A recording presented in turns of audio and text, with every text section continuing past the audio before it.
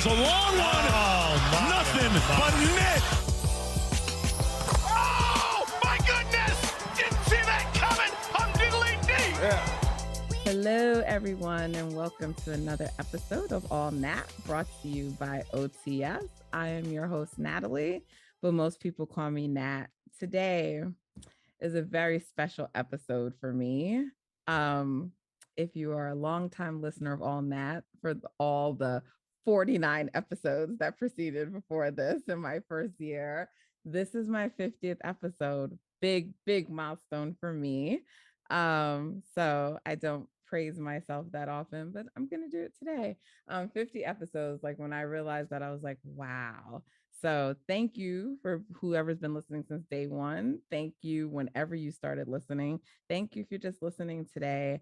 I really appreciate all the support from DubNation and just people who like to listen to podcasts, want to support me, whatever it is. Thank you. Thank you to all the guests who have been on all season, and there have been amazing guests. And I have 3 amazing guests with me here today as well. If you tuned in for the very first episode of All Nat, I started with fans, with Warriors fans, because this is a fan podcast.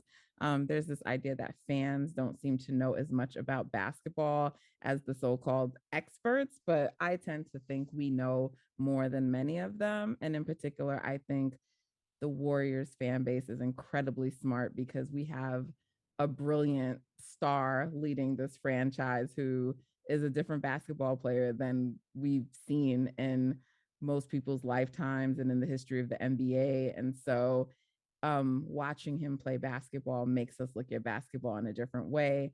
And so I brought on 3 people today who I truly enjoy discussing hoops with.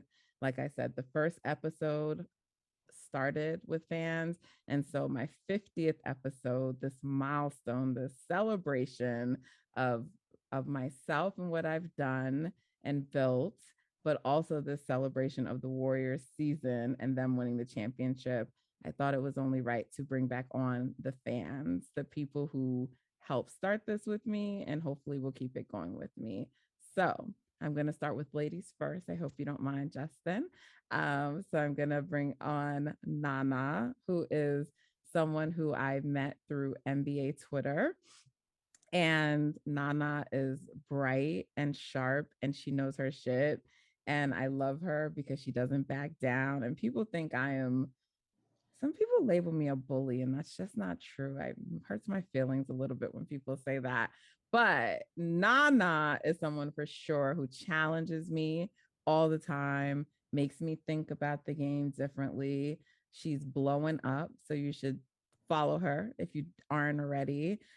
She has her own content that she's creating and has going on, so I'll let her tell you about this. But I've had the pleasure of now collaborating with her. She and Justin and I do a spaces on Twitter called Golden Spaces. It's one of the best spaces out there. And we're bringing you fresh content, and we talk about the Warriors, usually every Wednesday, but our coverage varies.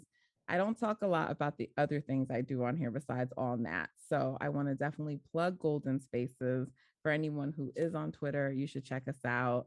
But Nana came and joined me and Justin. We're so happy to have her. And I'm so happy that you're on today. So Nana, welcome to the show.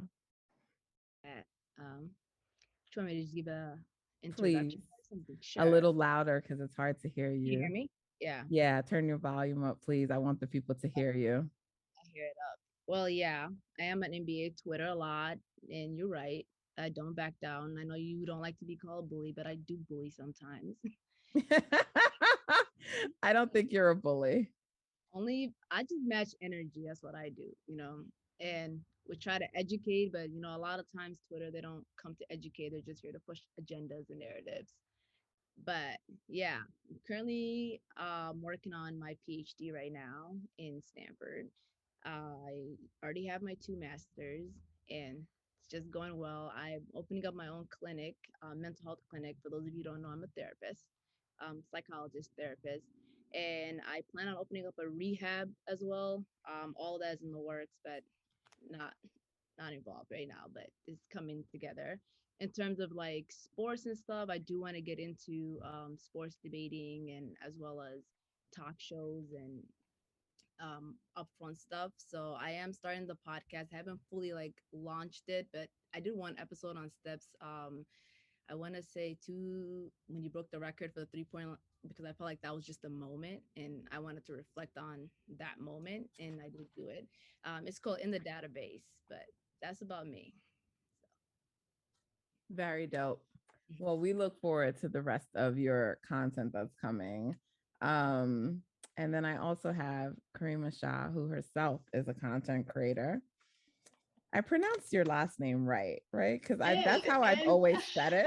Yes, And you I'm did. like, And I was like, I usually verify names before, and I didn't right. this time. So I'm like, wow, I just said that. I hope I said it right. Yes. Yeah, and Kariemah just always is just a nice positive light and ray of sunshine. If you ever hear her talk, we had the pleasure of meeting up this season at the Barclays when Stephen came in to Brooklyn and took over that building. And we were both at that game. And East Coast DubNation met up. So it was me, Kariemah, AJ was out there, a few others. We took pictures, but that was a great moment. So it was great to meet you, but it was just a great moment in what was going to turn out to be a wonderful season for the Dubs. So Kariemah, thank you for being on. Thank you for supporting Golden Spaces. Thank you for pushing out great content. Thank you. Appreciate you. Thank you so much for that lovely introduction. Yes. Well, yeah, I host a small little podcast with my partner in Don't crime, do that. Dawn. Don't do that. Called the Sports Connect, and we cover like all sports. So we're both just huge fans of just sports in general. So my baby is like tennis. So anytime you check in, I'm going to drop in some tennis stuff on our podcast. How'd you feel about today? Yeah. Listen, I'm going through it. However, it was still good to see Serena back out there and fighting all the way through and getting the bad taste out of her mouth from last Wimbledon. So I'm still coping. However, I'm a bit lighter about it this time going forward. So are you of the mindset that she needs to retire? No. Okay. I'm of the mindset that she can retire when she decides that she no longer wants to put in the work to continue on this path. I mean, she's the GOAT, hands down. There's no question. So I'm fine when she's ready to go. I will shed a tear for real.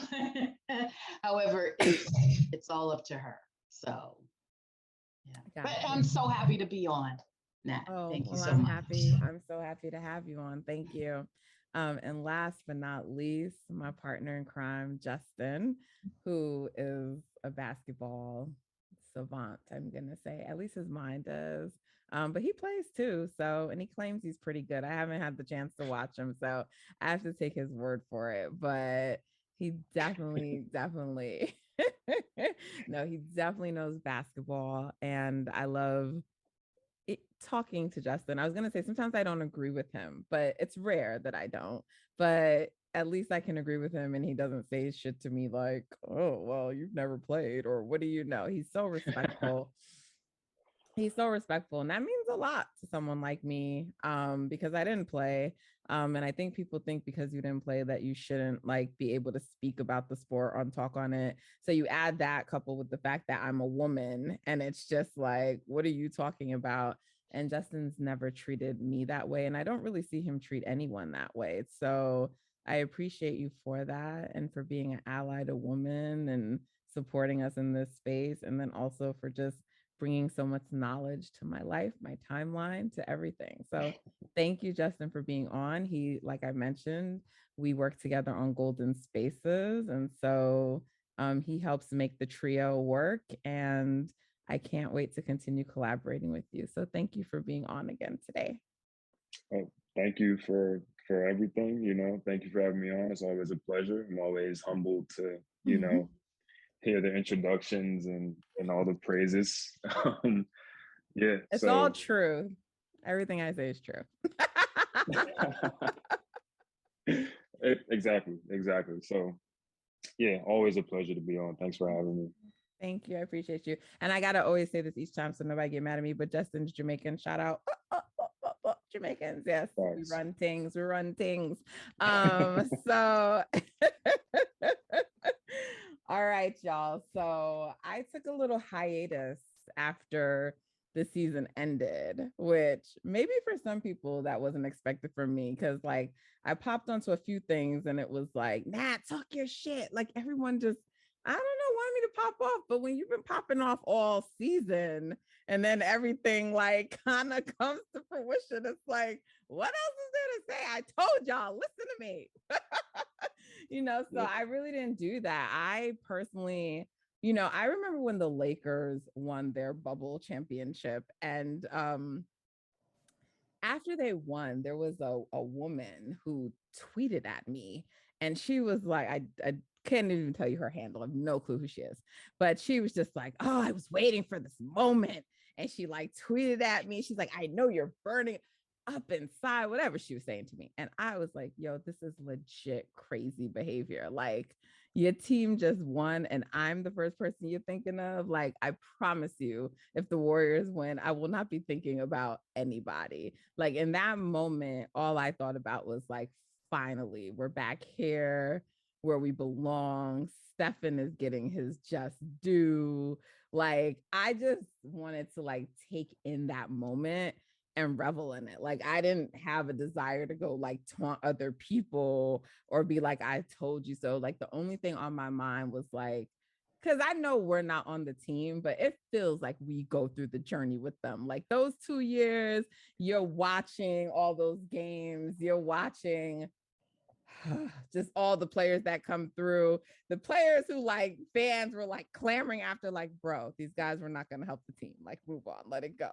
Like just those 2 years, and particularly the first one, right? When there was no Clay and no Steph, it was like brutal, right? And I know for a long time, lifetime Warriors fans are like, see, this is what we've been through. This is why we appreciate it, blah, blah, blah. I know, not to discredit like what they've been through, but I think sometimes like newer fans, and I don't know, I mean, I know you're from the Bay, but like, I don't know how long everyone's been a fan of the team, but I'm relatively newer compared to like a lifelong fan. I've been with the team since 2012, but it's like, that's a lot to like go through those 2 years. And, so when you get back to this moment, at least to me, it was nothing but appreciation, for the moment. And I was happy. And I was honestly really happy for Stephen. I don't know that man. I defend him like he's my family member, but it's like, I can't remember that there's not too many people in my life outside of like my close family and friends who I feel that much happiness for in their success. It's like, I wanted that for Stephen so bad. Like I wanted him to win.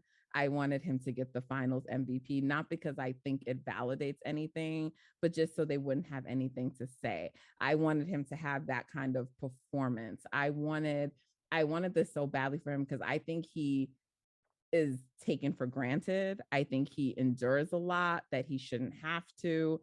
I just think that like, I think he's underappreciated even in his own organization, sometimes by his teammates, certainly by his coach and the organization.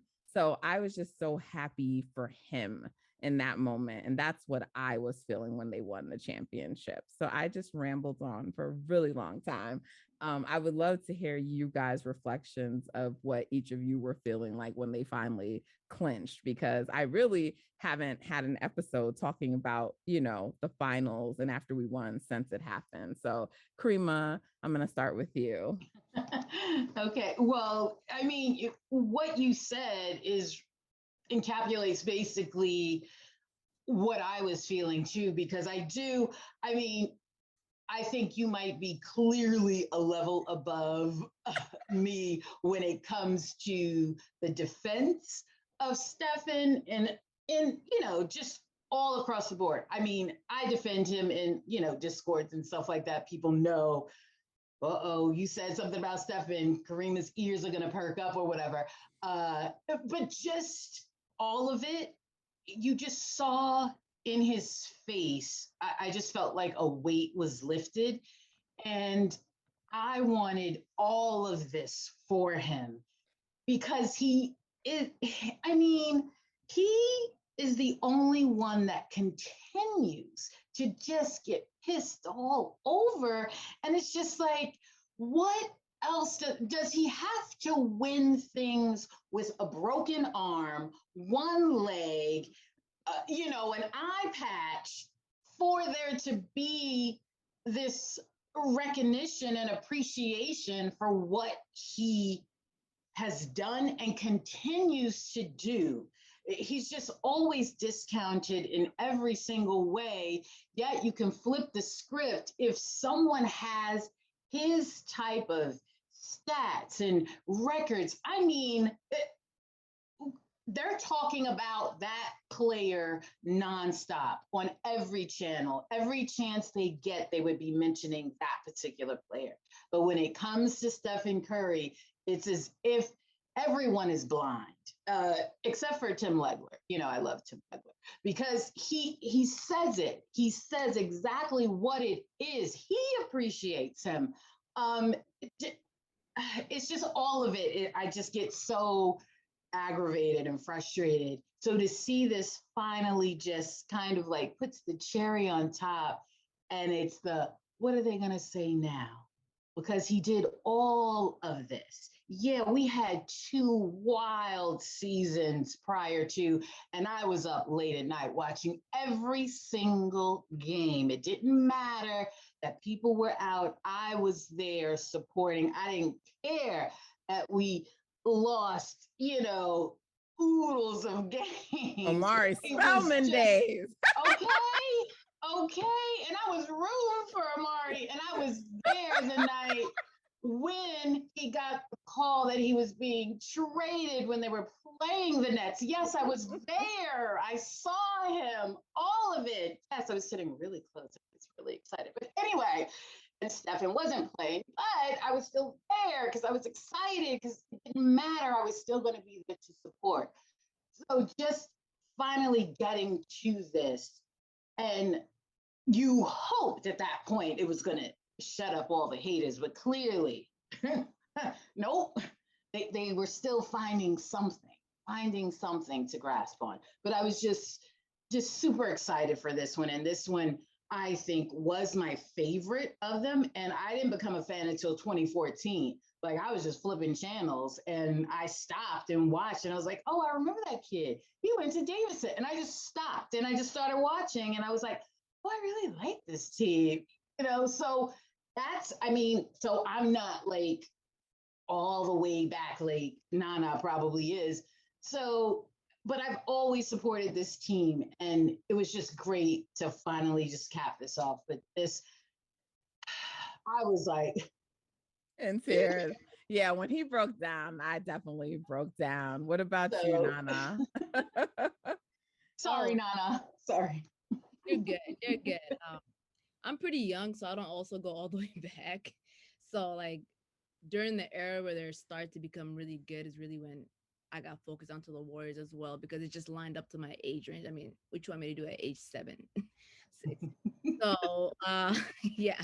So I'm not gonna lie to you, Nat. This one felt really, really good for all the reasons. I really didn't care about the finals MVP, but I knew he wanted it, and I knew it's something that made him happy. And obviously the 2015 voters were dying on this hill that they didn't get it wrong. So we were just going through all this stuff. Like, to me, I thought he won it in 2015, whether it is on his record or not. 2015, he was the finals MVP. But now I can just I'm gonna let Andre have that one and just let him have this one, because I was on that type of boat. But when we won this championship, I'm not gonna lie to you, I gloated. I jumped around. I was surrounded by so many Celtic fans, because I was in Minneapolis when we won the title. and everybody was rooting for the Celtics, and like just to be Why? there, Why were it, people rooting for the Celtics in Minneapolis? it was literally like anybody but the Warriors. Like, so most people, like, because their people went out. So like if their LeBrons went out, a bunch of LeBron fans were around me. If the job people went out, like only during that Memphis series, the people in Minneapolis were like rooting for like against Ja. But after that, it was just the Warriors thing, and something about like when you're so dominant and you're a dynasty, no matter what, people don't really, unless you are a fan of that team, they tend to go with the opposite, the quote unquote underdogs, you know, even though everybody else had them like winning. And it was insane to have that moment with everybody, because I was sitting there like, you know, at one point I was gloating, and then it got to a point where people started congratulating me like I was on the team. Like, congratulations. I was getting like so many text messages and phone calls. I'm like, I'm on the team, y'all. I'm on the team. And so I chose the route of enjoying, like during the people around me, obviously I gloated, but on the internet, on Twitter, I chose the moment to live in the moment, because I knew how much it slipped away last time it was here. And I was like, yo, let me enjoy this moment. Let me rewatch these highlights. Let me rewatch these games. Let me see how we did it. Like, let me just break this down, like what type of defenses. And I was one of those people, I know you remember in Golden Space, where I thought after we won game 4, I said it was going to be 2 in a row, 3 in a row total. And people were like, you're crazy. And I'm like, no, I seen every defensive scheme. He showed up all of his cards. Once you put all your cards on the table and we were able to go through, I was very confident. I just needed the Warriors to see what I was seeing. And clearly they saw what I was seeing. And it was just a moment for us. Like you said, I'm so happy for Steph and his happiness and like all he's been through, and nonstop, you know, the media, like they won't stop. You know, it's like they're like, what they gonna say now? I mean, his own team is saying something now.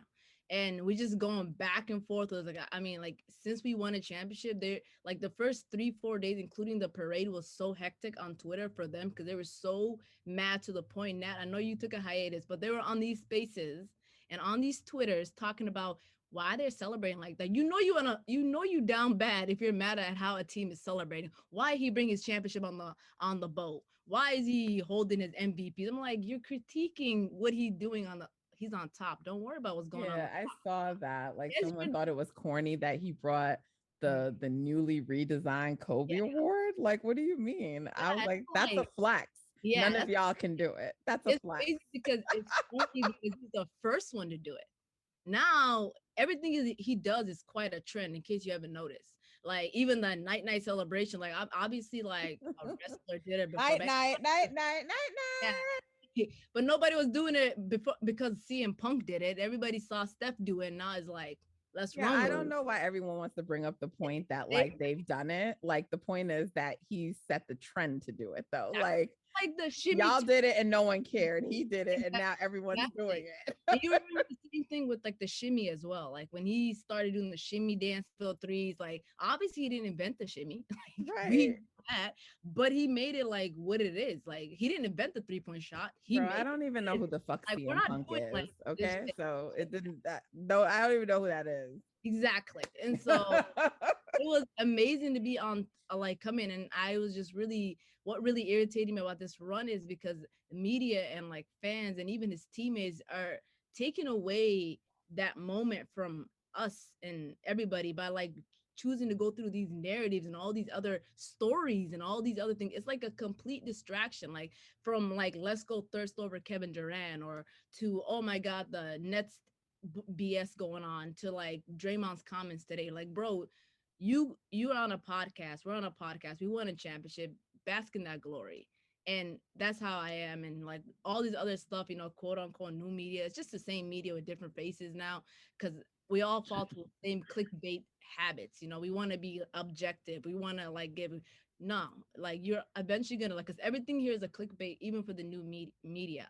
So for me, like this championship, like to wrap up what I'm about to say, like it was really, really, really, really good. And it felt really good. And nothing, no slander, nothing anybody can say hits me the same anyway. It's like, I don't care. Like we got the 4th ring in the final to be like, nothing you say has the same value anymore.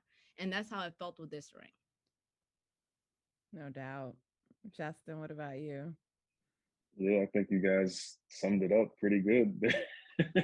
I mean, like I feel like when you get on Twitter and you see, ESPN, clickbait, like Ma said, it's just like even after the championship, they still got talking points and stuff like that. So you kind of come to the realization that it's really like, what are they going to say now? Is that they're going to find something to say. Like, that's just at the end of the day, all that matters is who's hoisting the trophy in June, and that was the Warriors.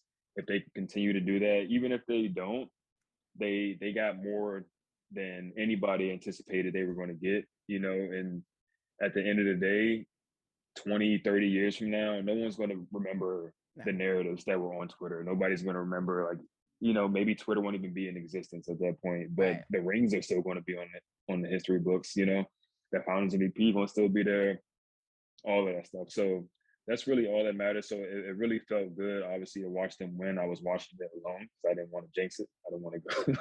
People were like, "Yeah, you want to watch the game over here?" I was like, "Nah, I'm good. I'm going to watch it by myself because I don't want to hear anything if they end up losing or nothing. I don't want to jinx it." So I didn't really have a chance to, gloat in front of haters and stuff like that when it happened, but did get a lot of congratulations texts. It was pretty weird, right? I know. It's like, I'm not the one playing.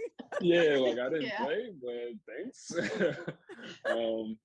But yeah, like we invest so much emotionally to the team and just basketball in general. And then obviously being very competitive people, you kind of have that feeling like, I'm not on the team, but like we're a part of DubNation. We're a part of this whole thing. So it definitely gives you an extra boost when they win. So yeah, it was just great all around, still great. For real, yo, they be affecting my emotions. Like, like in the middle of the season when they was just losing all them fucking games. I was like, yo, you niggas are getting on my nerves. Because not only do I have to come on, I gotta come on and defend y'all on the fucking TL. You know what I'm saying? But then, like, my days are like, y'all can't be doing this. It's quite. I feel you. I don't know why I'm affected by it too. I'm having a good day when they're winning. Yeah, trust me, my therapist has heard my fair share of complaints. She's like, "Is this really how you want to spend your therapy session?" And I'm like, I don't go through any type of anxiety but sports anxiety. Yeah, nothing else. Like I could be in front of crowds, I can be in exams, I have a licensure. I'm not worried. Like they always tell me I'm so nonchalant. I'm like, except when it comes to the Warriors, I'm not. Yeah, no, I for sure have gone to therapy and been like, listen, Tamara, we need to talk, okay? And she just, I mean, she'll let me, but she's just like, I just want to confirm this is how you want to spend your therapy. And I'm like, yes, lady, because like these people are stressing me out, But the shout out morning to after my game therapist. one, Huh? the morning after game one and after game three. Man, listen. The morning after game 3, I was like, oh man, listen. But shout out to her because she's one of the people who told me early that I need to be talking about sports, because she's just like, it's funny because like you're so serious. I don't remember what it was one time with Steph, and I was just came and I was just like, I just can't defend him anymore. was it like this year or prior? It wasn't this year though. It was, I don't know. You know how Steph just goes through his periods where he just does the fuckery for like a number of games. Yeah, this year was definitely the longest. Funny. This year during his slump, I was like, okay, Wardell, we can get serious now. I can't go through 2 months of this. Like, you tripping right now. Like, get it together. Like what? Like they're comparing you to Ben Simmons now. Like it's gone too far. You need to not shoot these numbers no more. And I'm always like ride for Steph, but it's just like that takes a toll on you because this is like, look, I'm out here going to war for you. You know what I'm saying? And like, then you want to come on and do this? What is wrong with you? I know you know better, boy. Stop it. So all of that to say, look, at the end of the day, you get to this moment, right? And it's like, you get to this moment and everything we've been saying is true, right? Because like that people needed to, and we know that they didn't, but they were just using it as an excuse, but that they needed to see him win a finals MVP, or that they claimed this is the first time he's ever performed in the finals. It's like, all right. Create a team. All right. You can have your little narratives. We know that shit is not true. So it's like, when he said that, like, what they gonna say now? Like, to me, that's just confirmation. Like, you know, he hears all the bullshit. He knows what's being said. I mean, we know this team hears everything. A level of pettiness, which, by the way, I respect. I mean, there were just all kinds of petty. And we're going to get to Draymond because he said a lot lately. But one of the things that he did say that I agree with, I don't know if it was the best, because I hear like different things. He was like, that might be the best parade that they've had. But he did point out like Steph was acting up. And that part is definitely true. Like, just even before the parade, like just the way Steph was like talking in some of these post games, the celebrations, like he always like, you know, was kind of fun during games, but the point into his ring finger, the night, there was a new level middle of the cockiness and arrogance that I personally love, you know, and I hope we see more of. But watching it unfold as it was happening, like in post games, I heard him referring to his own gravity and what he does to like create for the team. And I was just like, yes, Stephen, yes, embrace it.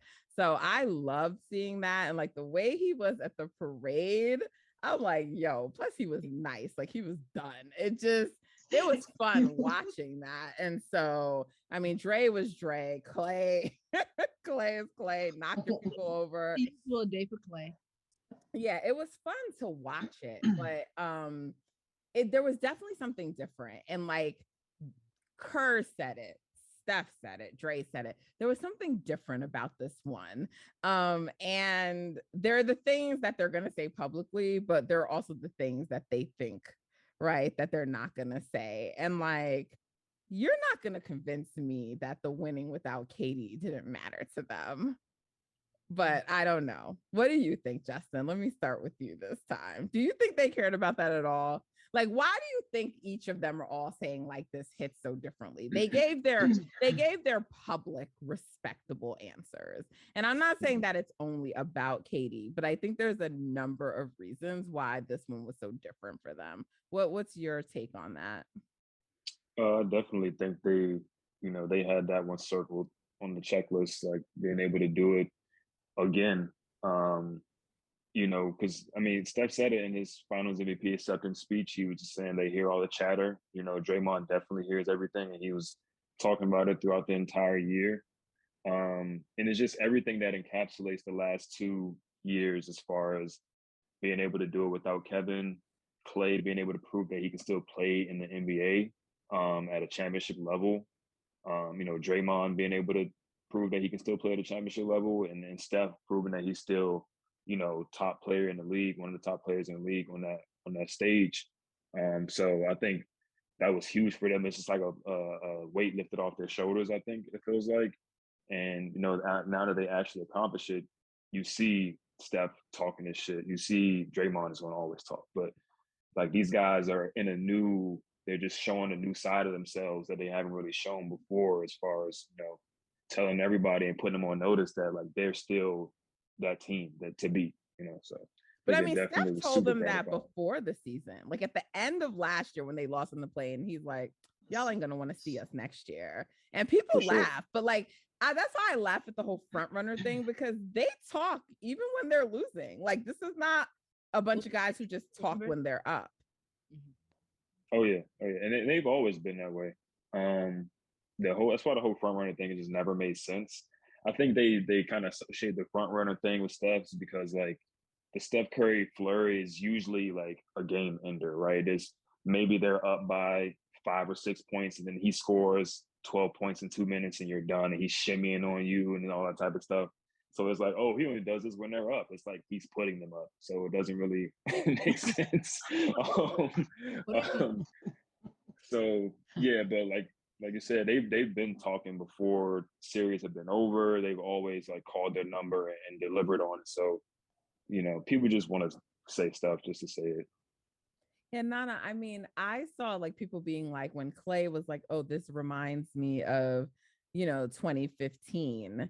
And like Warriors fans were upset. Clay said that. They were just like, oh, I wish they'd be quiet. This is nothing like 2015. The team isn't as good as they, and like, and I was just like, like, y'all are mad that proven champions feel this way about themselves. Like, I would be more concerned if they were dejected and talking like, it was over. I mean, I don't understand. What are they supposed to do? Like some people like just not say anything, but why? Why are they not allowed to project confidence? Like I feel like with everyone, it was like, oh, don't say that to LeBron. Don't say that. Don't do this. But the Warriors, people can't say things that are going to provoke them. They're the ones who always have to be humble and meek and never say anything. I don't understand that. Why? Because they're the light skinned dudes? What is it? Nana, tell me. Sometimes the fan base themselves piss me off more than anybody else. Because they like either family, right? yeah, That they want to be so negative, like crazy. Like you would think, like sometimes you come on the timeline and let's say you're catching a game late, you would think we were down 30 or something, but instead we're up 5, but we're just acting ridiculous. And for your initial question, I actually think KD has very little to do with this ring and why it meant so different. The main reason I think it meant so different for them is because of this whole dynasty was over.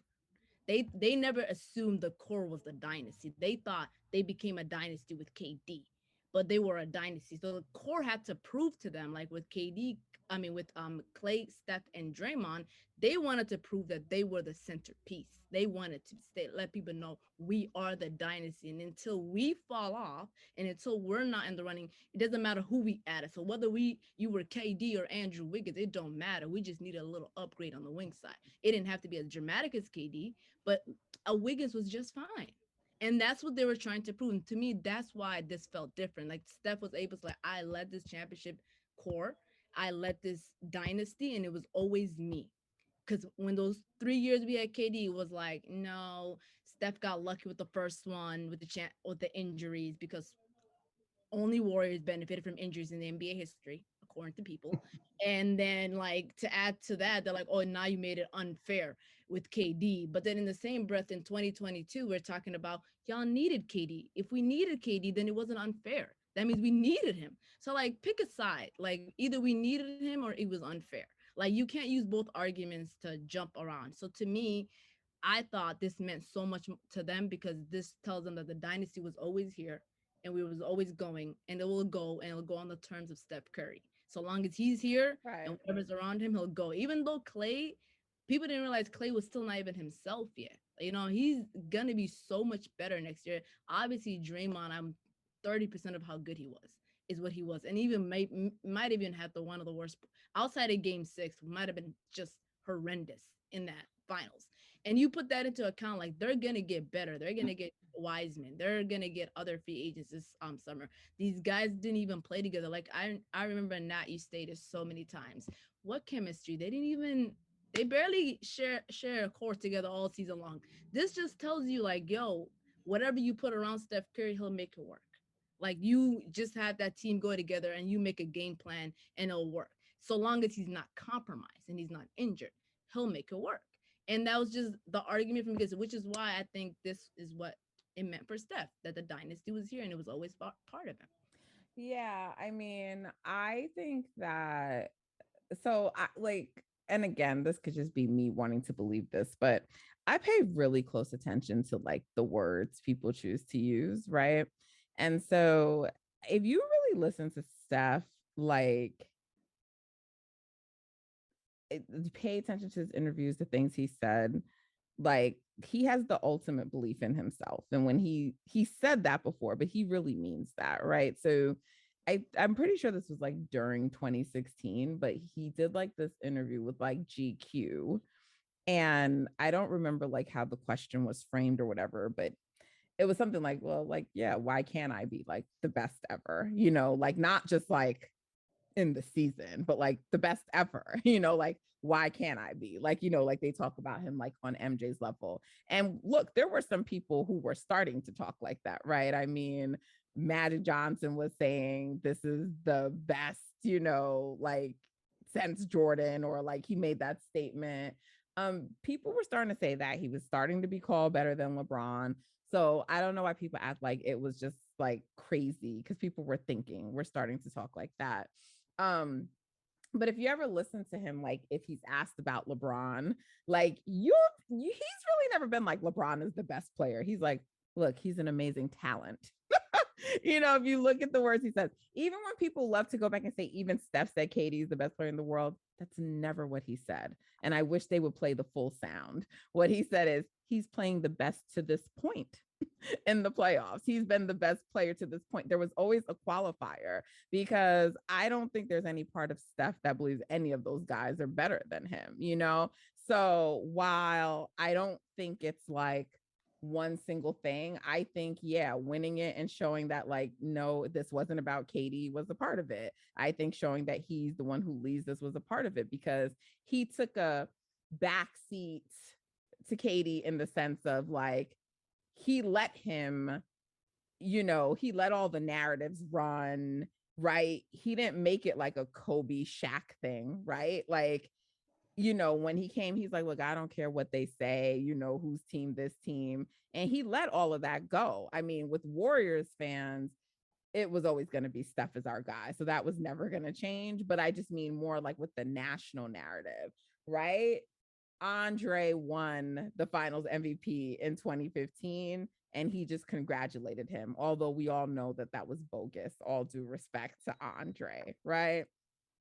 And when you hear them talk about 2015 and 2016, right, like they'll be like, he'll push back. He's like, I push back at the idea that I didn't show up in 2015. He said that, but he just takes it for 2016. Never to this day. Marcus Thompson has said to this day, not even to Marcus Thompson, Stephen Curry won't talk to him about that knee, right? And that's Marcus Thompson. If anyone is going to get anything out about Steph, it's Marcus. So like, if we've all read Marcus's book, like everything we read about the condition of his knee, it's based on like observations that like the press may have seen, like when they walked in and they happened to notice his knee, or maybe like teammates describing it. But Steph himself has never, ever like used it or talked about it, but we all know that his knee was in a crazy condition. And Justin, you like train people, so I want for you to talk about this a little bit, because I hate to keep going back and relitigating this, but because it's come up again today, because this notion, there's this it was said on the JJ Redick podcast, this idea that like Steph was still learning, I guess like I'm rephrasing it, so I don't want to use the wrong language, but it was something along the lines of like he hadn't yet figured out like that he could just like score at will or something along those lines. And people were bringing up like, I see all these crazy tweets now in the TL, like, no, he was learning how to be a better one-on-one player. And like, this is all facts. And, look at all the trouble he had in 2016. And I like, don't people find it odd that they always go to 2016? They don't say this about 2015. They don't say it about any other season. By the way, people always talk about the Warriors playoffs like they started in 2015. Like, I like to go back to 2013 because they went to the second round. They took the Spurs 6 games, and Tony Parker and those dudes were like, they had no answer for Steph, like out of their own mouth. That was 2 years before they started to win in 2015. So can you please talk about how an MCL sprain, like what that's going to do to you as a player, and why we saw what we saw from Steph on the court? Yeah, I mean, like in anything with the knee, whether it's MCL, LCL, ACL, PCL, it's like if you get any inflammation in any of those ligaments, pain, any type of tearing and stuff, it's completely going to compromise the mobility of your knee. It's going to completely compromise like how you can push off and produce force out of that. And to the extent that he had the MCL sprain, you could tell it was something. Obviously, it took him out for, what was it, 2-3 weeks. He missed 2 weeks quite a few change, games. But he probably should have been out longer, right? And he should have been out longer. And it was one of those things that they said like, like it couldn't have gotten much worse or something like that. But he ended up re-injuring it again in OKC. I'm pretty sure it was Game 7 when, like right before halftime or something, he hit a layup and he landed on his knee and then he kind of tweaked it again. So it was one of those things that he just kept re-aggravating, and it's something that you're trying to get your rhythm back as a player, but you can't move the same way you've been moving for the previous 6 months of the season. You can't get the same, depth in your jumps and your movements and stuff like that. So it completely compromises the player. If anybody's had any knee injuries, like once your knee gets compromised in some way, it locks up. It just tries to protect itself. Your body tries to protect itself, so it limits the mobility. You can't straighten your knee all the way. You can't flex it all the way. So it's something that obviously physically hampers you, and then the mental aspect of knowing that your knee is not all the way 100%. You're not going to play the same way. You're not going to try the same moves. So, I mean, people try to dismiss it like it's nothing. It's obvious those people have never experienced anything like that, or they have no knowledge of how that can compromise a player, or they just don't care. They just want to push a narrative and an agenda. So it's really ridiculous. A friend of mine who is a trainer told me that, like, and so I don't know if you can confirm this or if you know anything about this, but in terms of the grading, when like they grade something like a grade 1 or a grade 2 or whatever, she told me that some of that is subjective because it's about like the pain tolerance of like the individual on some level. So like not fully, but like that's part of it. So excuse me. So if someone's pain tolerance is higher for something, the grading might end up being lower when like the injury is the same exact thing for two people because someone else has like a lower pain tolerance than another. Like, do you know anything about that at all? I'm just curious. That's a little bit outside of my scope, but it does make sense, especially when you're speaking of professional sports and they're trying to get a championship. If they look on the MRI and it's not looking that good, but he's like, "No, I can play. Like I'm fine." They're probably like, "All right, we're just gonna act like it's not that much, not worse than it really is." Just because we trying to get a championship. He said he want to go. Nobody's gonna tell him no. So that definitely makes sense to me, but I can't confirm that that's how they do it.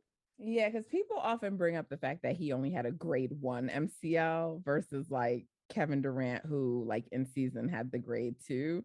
And I'm like, I don't really think it was much difference between them, to be honest. I think that Stephen just should have been out for a month, and the Warriors couldn't afford to have him out for a month in a postseason.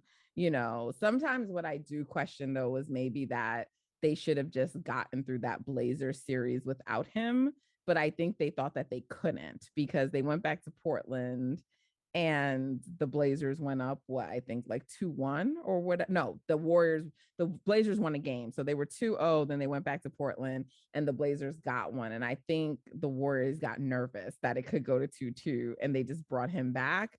And I kind of always wondered if that was a little bit too soon. Like, I get why they didn't want to take the chance and whatever. We can't, like, 2016 occurred the way that it did, but I always wondered if maybe they did bring him back a little bit too soon. Yeah, that's definitely valid. I think ultimately the OKC's like fall on that layup is really what did him in because he was looking okay up to that point. He was saying I'm good, I'm back, and his numbers kind of reflected that. At the end of that OKC series, he just kind of set OKC on fire. But that last spill that he took, I think before halftime of Game 7, is when he really kind of messed it up, I think. And then from there, I don't think he scored. I think he scored like 20 points in Game 2 of the 2016 finals. He scored like 15 Game 1, but they His won both games, so it wasn't really that big of a deal. But you can see he wasn't quite the same. his best game was probably game 4 when they went up 3-1. I was Mm-hmm. at that game in Cleveland thinking, oh, we got this. This is over. Because I was there. And I don't think he had much more to give, which is Right. why losing Dre for game 5 was so pivotal. It was so critical. Like when people are like, it's just one game, but it's where that one game happened, right? Like it's where that one game happened. And so whatever, all of that to bring us back full circle to here. The Warriors have 4 rings. Well, they have more than 4 as a franchise, but you know what I mean. This iteration led by Steph has 4 rings. Steph has 4. He got his finals MVP. I'm gonna give my hot take. And I don't care who agrees with me, but Stephen was the MVP of all of their fucking championships. And people love to go back and kind of just relitigate 2015, but I mean, like, Kevin Durant was amazing and he put up amazing numbers, and you have to be a great player to still do what he does. But also playing next to Stephen Curry enabled that to go down the way that it did. And so I don't find it as offensive that he won it, but the way that it's just discussed, like Steph had no argument for finals MVP in either of those series, really bugs me. And people tend to harp on 2018. Am I getting that right? Yeah, people tend to harp on 2018. He got a few votes then, but I actually think 2017, like, I thought Steph was incredible in 2017, and like his finals performance is just glossed over. Like, he damn near had the coveted triple double, averaged it, and people were just like, yeah, no, that was Kevin's. Like there was just no question, and that bugs me because I thought he was pretty impressive in both of those. That's my hot take. I agree with I you. don't, yeah, I was gonna say. Except for 2017, I think Kevin deserved that one only because of his numbers being so big. But I think you're looking at the whole thing, like the way he was guarded and like the opportunity Kevin had because of Steph. Then yeah, I get it. Steph was always our most important player, but I think I personally have 2017 as KD as the Finals MVP. But the other 3 that he didn't get, yeah.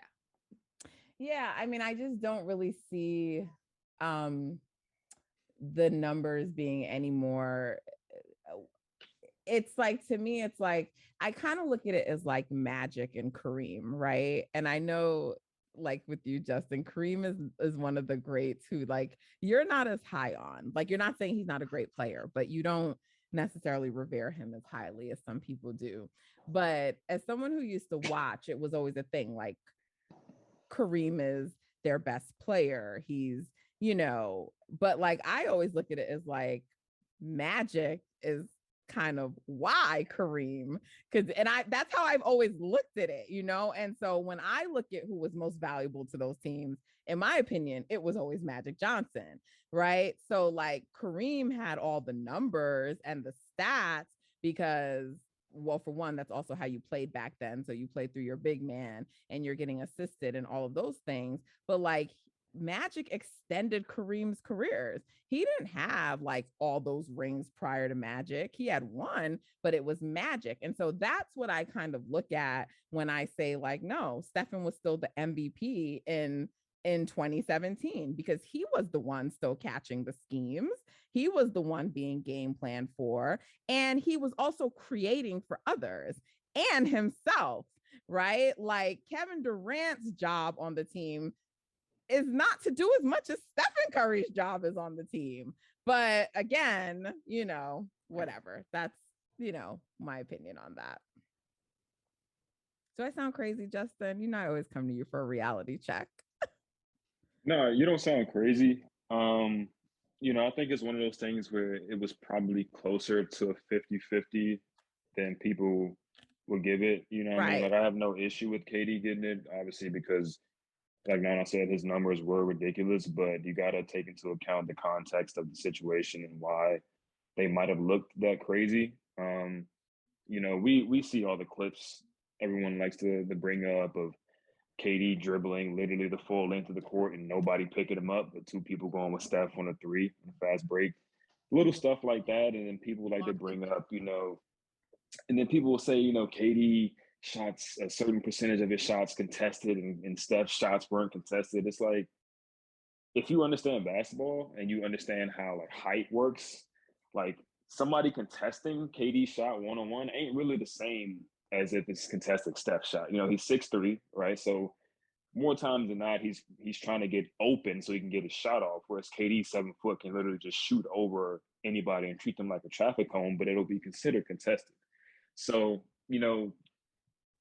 that whole thing, you gotta really look at the games, like really watch how, like you said, who's catching the schemes and who's getting what shots and where and how they're getting it, defense, all that type of stuff. But Finals MVP a lot of times is just like a box score type of deal, and they It just go is. with the best box score. Which is why 2015 made no sense, and I feel Right. like if people haven't like really watched the NBA for a long time, this overvaluing of finals MVP was just so crazy to me if you've been watching, because I'm like, yo, bro, listen to me. I've never in my life, when talking about the greatness of a player, brought up finals MVP. Like, it's just, it's not even something I didn't even remember half the time who won the fucking finals MVP. And I was just like, because I can promise you that in all the years of like F finals MVPs, the person who won was not always the best player on the team. They weren't even always the best player for that series in theory, right? Like a single game, a narrative, certain things can just make it tip in your favor, right? Like I love to bring up the Celtics. Like Paul Pierce was never the best player on that team. It was Kevin Garnett. Okay. We don't consider Paul Pierce higher, better ranked player than we do Kevin Garnett, even during his time on the Celtics. Like it's just so disingenuous what people did with the finals MVP. And you then can to try argue to that Ray Allen had a better finals than him too. I was gonna say that too. And it's just like It's because he had to use the bathroom and came back in a wheelchair. right. That's what I'm saying. Like these things happen, and then like a player gets it, and then people are just like, oh, this person has like a finals MVP. There's even some revisionism around the first finals MVP that Kawhi got with the Spurs. I'm like, guys, okay. Kawhi has 2 rings, but that first one, we need to stop pretending like it was his team and he led them, and like he definitely mattered, but like, come on.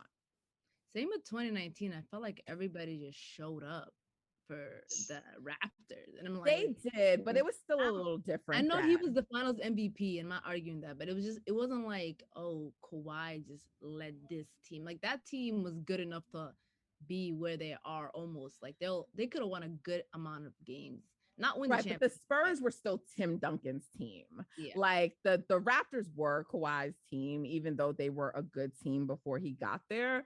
But the Spurs were still all Tim Duncan. It was still the big 3, and Kawhi, honestly, like Pop went to him and asked him to do more for those final couple of games, and he did. He stepped up.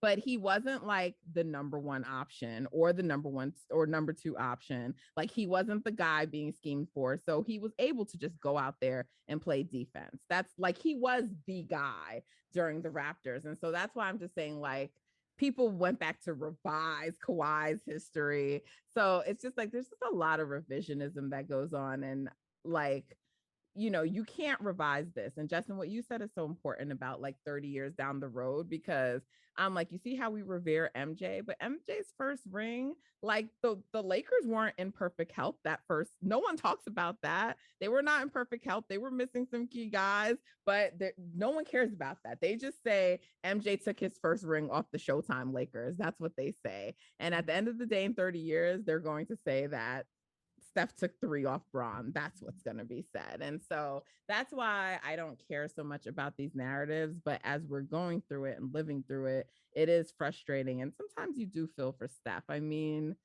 it seems like he doesn't let it affect him at, that much. But like clearly this one meant something to him. So he broke down crying. It was pretty emotional. And it meant a lot to me for him, and so I was happy to see that happen. Anything else on this season before we move on, because we spent a lot of time, but I felt like it was important to reflect on the championship and just everything the Warriors did to get back to this place. You guys have anything more on this? Go ahead. Well, I'll just say that just how the collective, the entire team had a hand in pushing forward. Shout out my boy. Exactly. Andrew Christian Wiggins, as I say. Was he the second best player in the series, in the finals? Without a doubt. I think so. In a close second, Kevon Looney. I mean, without him scooping up all of those boards, I mean, he was just magnificent. And it was really just, I felt proud of Kevon because So he you have just, those as our top 3 guys in the finals? yeah, for sure. Because he came in, he stepped up when Draymond was just, he was nowhere to be found. We had, APB out on homie. But you know what I'm saying? Like, but Kevon just stayed solid throughout. And Andrew, let me just shout him out one more time. He raised his level each time and said, this is what I'm supposed to be doing. This is what I have to give. And he gave it, just constantly shut down every top player on the other squad and just kept it moving. He kept his head down. He made some mistakes, but you know what? He came right back and cleaned it right back up. So just all of that and seeing him actually just kind of like come out of his shell and be that solid defender and be capable on the offensive side. Just it was just really, really beautiful to watch. And he smiled a whole lot more, So that was awesome to see. And I think I just love people who smile a lot too. So Nana, what do you expect? You talked about the fact that they're going to get better next year. So where do you see the growth on this team for next season? That's a really tough question just because I want to know who's on the team before I answer this question. But for those who are on the team, I believe with Summer League helping James Wiseman, which I'll try to catch as much games there. He should be able to excel and help us out because we're going to get Wiseman.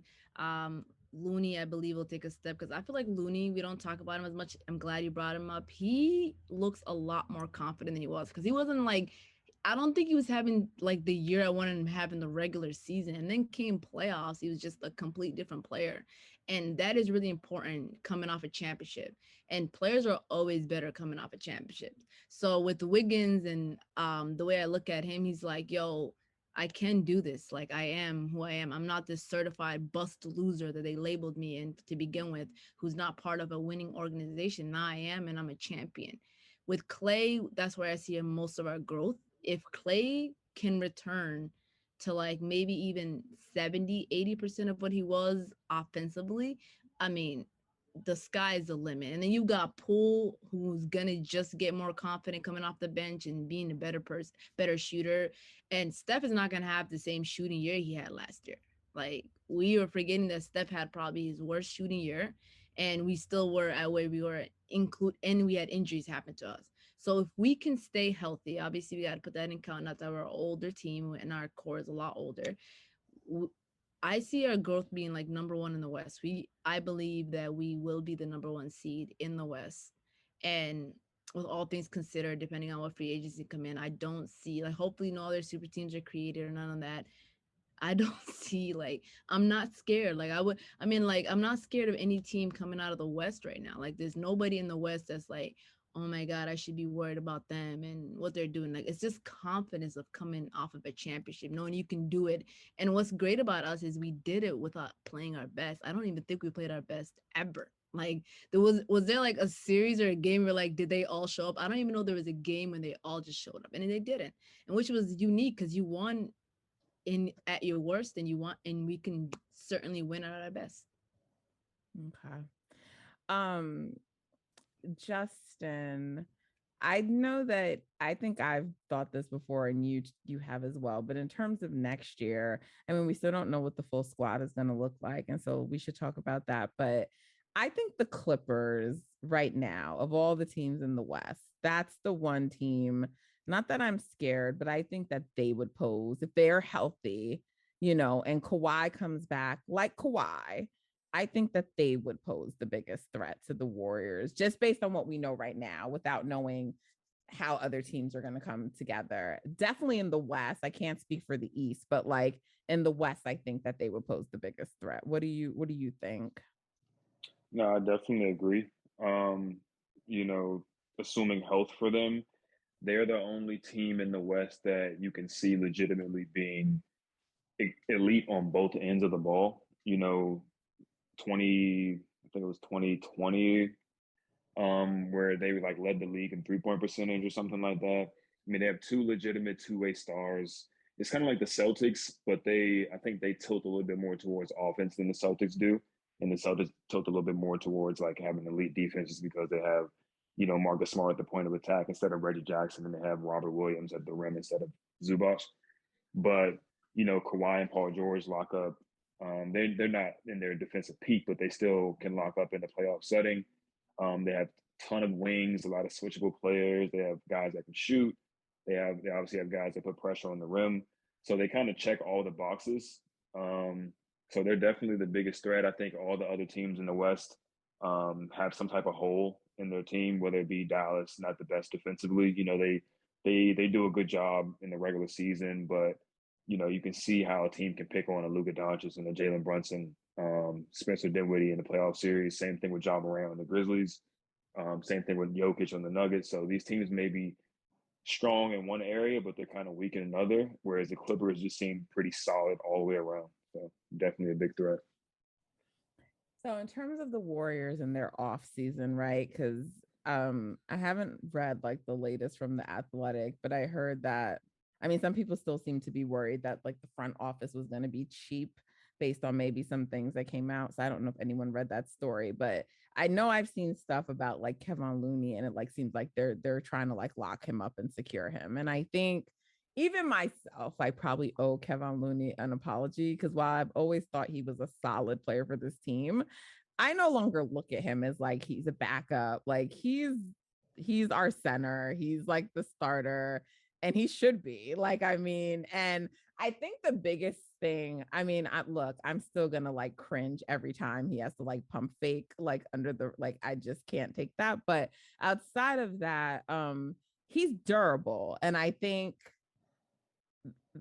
that was like maybe one of the biggest things, right? It's like, and look, I'm not saying that they shouldn't get like a backup center or anything, but a large part of the reason why people felt like we needed a backup is because like you didn't know if you could trust in him to stay healthy. But yes, it was just one season, but it now does seem like he's overcome that and he's more durable. So assuming that is the case, I mean, he's a starting caliber center, and I don't really see a reason to like, I mean, like, why can't Looney be the guy? Like, why do we have to still keep looking for someone, right? Like, I feel like we've been searching and he's on our team. So I don't know. Kariemah, I see you over there smiling. So go ahead, girl. Tell me what you're thinking. No, I'm just saying that, Kevon, he cut down on a lot of the pump fakes, because I am with you in that.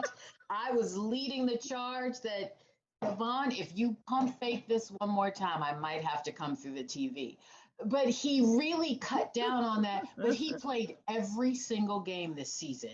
And that's a credit to him changing up his diet, getting a nutritionist and everything, and really, staying solid with whatever workout ethic he had to go through. And I think bringing on that Jokic coach or whatever, to ended up helping him more than James Wiseman. Right. Wiseman, I'm not even gonna, get on the kid. It sucks that everything has happened to him. However, we just gotta wait and see on Wiseman. But right. Kevon has proven that he stepped up to the challenge. He's gonna come off the bench. He's gonna come in ready. Whatever they needed from him. And I think that showed a lot that Stephen and Draymond said, we want Kevon to start in that game in Memphis or whatever, just to switch it all up. And just having that faith in him, I think that even gave him even more confidence. And just hearing him speak that, listen, I worked hard. He was supposed to be a guard or something like that in like high school. So to see such a transition, and he could shoot a little mid-range. We saw once in a while. We're not saying let's get all happy about it. We're just saying, if need be, you can shoot that. And, and I know he's going to work on them free throws, just like Andrew. We can't, he don't work on those. But I just really am so proud of Kevon that, and to play the entire freaking season plus the playoffs, hand that man a drink.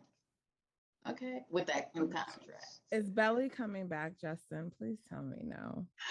I don't think he is. But you never know. I think they might look around a little bit for another center. Maybe somebody that's a little bit, I think, Belly cheaper, has because I think playoff defensive runs. Nah. What? Belly Belly did play some 8 defensive runs. Better give my boy some credit. I'm not giving him shit because y'all are really overhyping that little shit he did. Like, the bar is so fucking low. Like, listen, that bar saved us in bar was those great. crucial minutes when You we should have just played spazzed out. No, I'm Belly not buying is it. about like you Steve just had to figure out what series and what game to play. I reject and he that. just couldn't. And that was He just was not good. Any little that he did that was good was offset by the foolishness on the other end. Like, he's not good. You're not convincing me. Hey, I mean, he's in a minimum, so Yeah. the bar is extremely low for him. It has to be. I mean, like, unless you're out there bleeding minutes, which he didn't, then you got to be happy with what he gives in the finals. I'm not. So wait, I want to know, because it sounds like JTA is coming back, which I don't mind JTA, but Lee and Belly are the two who I don't want to see back on the team. I think Lee would be back. Or well, yeah, Lee's probably going to be back for whatever reasons. But if I was picking the people who I don't want to see back, and Chioza, but he's a two-way player, so I don't want Chioza, Lee, or Belly back. I feel like Lee is probably going to be back, so I'm accepting that. So the other two, no. I just need JTA to be used like the way he was used prior. Like, I think they're just trying to make him a different player than he is right now, which is why he looks so bad. But yeah, well, he's still going to be a back of the bench guy, though, right? So I don't care about him that much, but I think that he doesn't bother me like the rest. I think there's value to him, I guess is what I'm saying, that it's very hard for me to see the value in the others. Like Damian Lee, like defensively, he's just like, but whatever, he's going to be back too. So maybe. You think there's a chance he won't be? Yeah, I mean, they added the 2 rookies, so I think. Oh, yes. Do you know about our rookie? Yeah. I'm sorry. I just keep jumping around. Go ahead. Let me let you finish your thought. Yeah, I mean, their priority is obviously to bring Loon and GP2 back, and then they're going to kind of roll the dice on Otto, see what he gets in the market. So if they bring at least 2 of those people back, Loon and GP2, let's just say that, then it leaves, I think 3 spots open. I think Otto, Andre, Damian, Belly, that's 4. And then 2 of those spots are gone because of rookies. Andre is gone. No, I mean like last year's roster. I'm talking about like if you swapping people out. I'm asking, how do y'all feel about Andre? Because I still see some Warriors fans like, if Andre wants to come back, he can come back, and he should. And I'm like, no. Can Andre just do what he was doing, not taking up a roster spot? I don't see the purpose of it. He needs to join Sean Livingston and that coaching staff and Barbosa, And he said he doesn't want to coach, but I mean, like, they can give him a position in the office. That's whatever it is. They can make up a position. They can give him a role and just pay him. Like, he doesn't need to take up a roster spot is really my point. Yeah. He wasn't even available for most of the season. He wasn't even available for the finals. Right. Yeah. However, he definitely was coaching, because he was coaching up Andrew, and he was coaching up. He completely matters. So I don't want to take that away. I'm just saying I feel like that value he brings can like be off the roster, and we can get an NBA able body, because there were times that we needed Andre and just to have a body, and he wasn't there, and it would have been nice to have another body in place that we could put in. Andre is what Udam Haslem thinks he is. So, but we don't need a roster spot for Andre. You're right. He matters to the team, but find a way to get him in something So else. you think, because I don't know if you guys are following this news with Dallas, but like, I don't know, Brunson, some funny stuff is going on there. So do you think that that's like, for some reason, if Brunson doesn't stay with Dallas, is that going to make them like really go hard for GP2? I mean, he doesn't really do the same things that Brunson does. So I'm curious because like it's being reported that they I guess maybe are like one of the biggest suitors or have the best chance, and I'm wondering like what that's based on. I think they gave us a 90% chance of retaining him, but with all that, like I think we should just handle our business, get him, and like before that whole even Brunson mess happens. I don't know why we have to wait for everybody else's. So I Ridiculous. don't think like everyone's saying that, but I don't think with GP2 it's really a matter of like with Loon we can pay him more than everyone, but with that's not the case with GP2 because they only have his early bird rights. So I think that's around like the 10 million range, but in theory someone could give him more than that, and I don't think they but they but Nobody even. I don't think so either, but I'm just saying in theory, right? But like are they like trying to let him test and see what he gets and then they're gonna match it, or are they just gonna like offer him that like 10 straight up? Does anyone have a sense of what? I haven't been following, so I maybe no one knows, but I'm just curious because I haven't been reading the news. Yeah, I haven't seen anybody giving any insight on that, but I'm assuming they're just going to give him the maximum of what they can give him out the gate, and then if he can find something significantly more that he's willing to leave the team for, I think they're just going to be like, all right, I guess we can't do anything about that. But I don't think any team out there is going to give him much more than what the Warriors can give him, to Yeah. be honest. And I don't think he wants to be anywhere else. Like he was literally going to be the video guy for the team. So Right. I Yeah. agree. I don't think that those guys want to leave. Otto's a little different though, because Yeah, he can they generate. can only give him the mid-level. But what Right. I don't know is the way that everyone keeps saying like Otto's gonna get paid. I'm not convinced of that.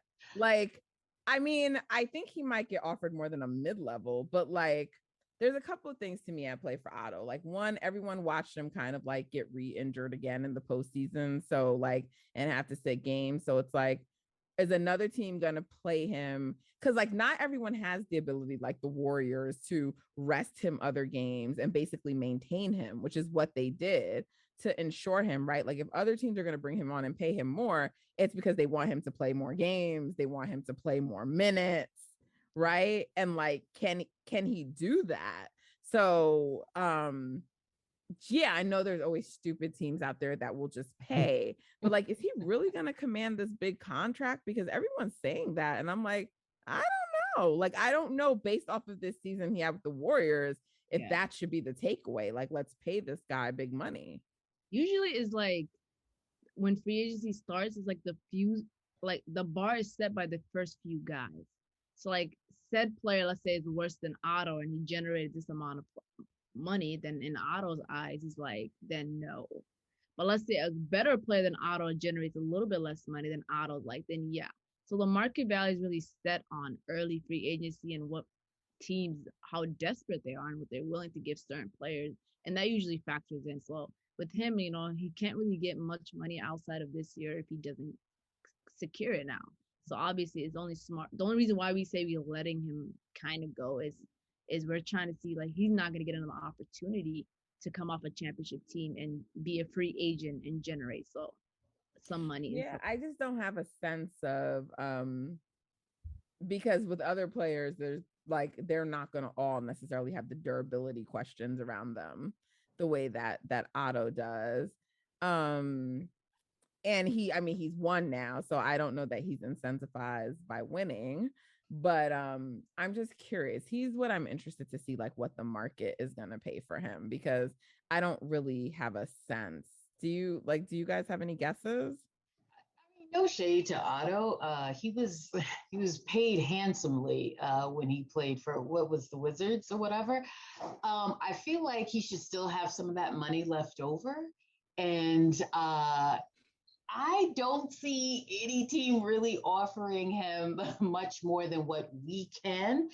And I would say if I'm Otto, like, come on, look at yourself.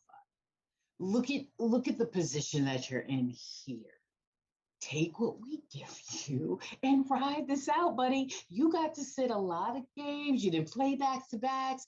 You try to go out, like you said, Nat, to another team. They are going to want you to play a lot more than what we asked of you because we were trying to preserve you because we knew we would be in the playoffs and we knew we would be winning. So I'm just saying he's had his big payday. Like, I think it's time, Otto. Let's relax. But he is young. And that always bugs me out because I feel like he's super old, but he's not. What will that mean for the development, though, of other players if, like, let's say they were able to retain, right? So, like, let's just say Andrew's back, Loon, GP2, Otto, right? So let's say like all those people are still there. Plus we have like Steph, Clay, and Trey, right? And then now you have Kuminga, Wiseman, and Moody. So tell me, how does that all work, Justin? Plus they just drafted a new rookie. Like, what does that all mean in terms of developing minutes, like that kind of a thing? Yeah, I think the two rookies that they got are going to be buried in the G League, kind of like how Moody and Kuminga were this past year. I think Wiseman is going to get some reps in the G League potentially as well. But I think they're going to just low manage a lot with the main guys. You know, Steph, Clay, and Draymond. Their minutes will probably go. You know, Steph's minutes probably go from 37, 36 to down to like 33. You know, Clay's not going to play over 32 minutes a game. Draymond might end up somewhere around like 28, 29. Do you think Clay is going to play back-to-backs this year? I think so. I think he'll have a full off season without any rehab type of, you know, workouts and any type of restrictions. So he'll get his body ready for that. But again, they'll counteract him playing back-to-backs with him just playing less minutes. And I think they'll all be willing to do that because, you know, it's similar. They're trying to have like a Spursian longevity type run, but with just more championships. So, and I think they're all on the developmental thing as well. So they want to see those guys be able to contribute in the playoffs, and they know they're going to need to play those minutes in the regular season to get ready for the playoffs. So I think that's how they'll do it. They'll just drop the guys' minutes and up the rookies' minutes. So, but if you keep someone like Otto, is that not taking away from some of the younger guys? Potentially, but not necessarily, you know, because like, you know, in the beginning of the season, Andre was getting a lot of minutes, you know, Damian Lee was getting a lot of minutes. So there's minutes to be had there. And like I said, if Draymond's playing 29 a game, then that's, you know, that's almost 20 minutes at the power forward position available. That's a lot of minutes available at center because Looney's not going to play 35 minutes a game, even if he's, you know, playing every game. He's not playing. He's probably playing somewhere around 25. You know, so it's a lot of minutes to be had, especially in the front court. So yeah, I mean, and I think they're prepared. If Otto doesn't come back, they're prepared to give Kuminga a lot of those minutes as well. So I think they'll be fine either way. They can figure it out. Are there any free agents that any of you see that like you would want that are realistic for the Warriors to get? And so by realistic, I mean, because obviously we only have the mid-level to offer or the vet minimum. Like, and do you see anyone out there who you think they'd probably be willing to take the vet minimum to come to Golden State, right? Like something like what David West did and Zaza did, you know. Obviously Otto did that this year, but part of why Otto was doing that was also to kind of like get his value and stuff back up, right? So but like David West did it and Zaza did it because they were trying to win a championship, right? So different people have different reasons. But look, it could be because there could be a player out there who wants to rehab their image too, and so they want to come. But is there anyone out there that you've been watching and thinking, man, I would love it if the Warriors could get them and pick them up? If they don't bring Belly back, which I hope they don't, then a guy like Mike Muscala is a decent pickup. He's a guy that can shoot, he can defend, and he was kind of buried in OKC, and OKC kind of sucked. So nobody really wants to give Mike Muscala any money. I think they can take a flyer on him. I think if the Clippers end up dumping Isaiah Hartenstein, that would be a good pickup. I don't know if he's a vet minute. He's probably worth more than that. And he was somebody that they went over. They actually went for Hartenstein last summer and he turned them down, so they settled on Belly, so they can get Harden signed this time around. That would be huge. But other than that, I don't really know who else is like major free agents or like free agents that would be on their radar. So I got to check that. Yeah, there's a few guys on the Nets, but I don't know if the Nets are gonna retain them. I mean, like Bruce Brown is available, Claxton is available. I'm pretty sure Kyle Anderson from Memphis is available. I mean, there's guys, but depending on who you want, really. Even Tyus Jones, I'm pretty sure is available, but I don't know if you want to go for more offense, more defense. Malik Monk is available, but he looks like he's trying to stay with the Lakers. Um, Free Okay. agent, I mean, we'll see. So very quickly, are the Lakers going to be a better team next season They can only be if better. they stay healthy? They're just so bad that better means not much. Since they claim it was all the health that their fans. But now they were so bad that anything they do literally could be better. I hear you, but I mean, will they be like a contending team? I think they'll be in the playoffs, but I don't see them as I don't see them touching the Clippers. I don't see them touching the Mavericks, the Warriors. I don't see Are them. the Mavs gonna be a contending team? Yeah, I think the Mavs would be good.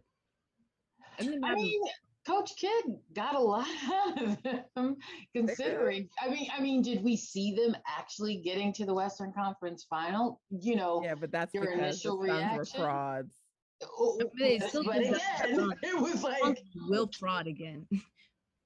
PPP always frauded his whole life, so I don't know why people get shocked. It doesn't matter what team is in, he will always come short at when you expect it the least. But I always expect it. But I always expected to. What were you gonna say, Justin? I mean, like if you want to go by like the textbook definition of a contender, like a top 10 offense and a top 10 defense, then Dallas probably fits that mode. I think they were top 5 in defense last year, and they got Luka Doncic and a lot of shooters. So by the numbers, they'll be a contender. But I'm not sure if they actually have enough to get over the hump, especially when you don't necessarily make your defense much better by having Christian Wood. So yeah, fake contenders for sure. And what about in the East, right? I mean, I guess we expect Milwaukee to be one of those teams, I'm assuming.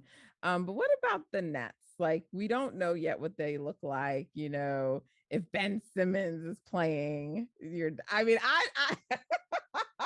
okay, Justin is giving the thumbs down. So I'm not a believer in the Nets coming out the East, though I would love for us to have a Warriors Nets. That's what I wanted that so badly this season, but I just don't think the Nets. I just didn't know a 4-0 sweep would feel better in the first round.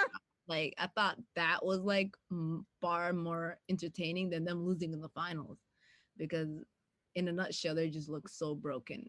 So I mean, but Ben is gonna help their defense, right? Like that's gonna happen. But why are you giving them the thumbs down, Justin? I don't think they have enough size on the perimeter. I don't think they have enough size outside of their main guys. I think they just got, Kyrie, KD, and and Ben Simmons. And Ben Simmons obviously are 3 really good players, but outside of that, they have a lot of small frame like Bruce Brown, Seth Curry, Patty Mills. Like those dudes, you can't really rely on to be able to like get you stops in the playoffs. They can add some offensive value. Bruce Brown can get you stops, but he's a smaller player. You know what I mean? You need wings in the NBA, especially against team like Boston, who was just punishing them. Like they were just too physical, too big for Brooklyn. Brooklyn could score on them, but they just couldn't stop them. So that's why they end up getting swept in 4 pretty close games. They just couldn't get stops down the stretch. So I don't think they have enough defensive chops on their wings to be able to contend in the East for real. And I was going to ask about Boston. Where do you guys see Boston next season? Depends on if they can get a point guard or a facilitator, because I think a facilitator takes them so far. I think they'll be back up in the Western Conference Finals with probably the Bucks. I have them up those 2, Bucks, Celtics, Eastern Conference Finals. But if they have a point guard, or a facilitator, somebody. Somebody other than Marcus Smart, right? Marcus Smart, who Sixers get no love. I saw James Harden doing some videos with his bros. No. No, so long as James Harden on that team, no. That's like the Right. CP3 and James And Harden. Tobias Harris. Like this dude, Why I have a little hope. He shows up here and there, but with James so- Harden and yeah, but he should be out. Like I don't understand like where his mind is. Tobias he's just a thief. He's just a thief in the night. He just got that cute contract. But he was never that player, believe it or not. He was never that max 190, 180 player. So what James is different to CP3. They're supposed to be superstars. And the Suns. That's right. Are they going to be contenders next year? yeah, I have them as contenders, but they'll be fakers in the end.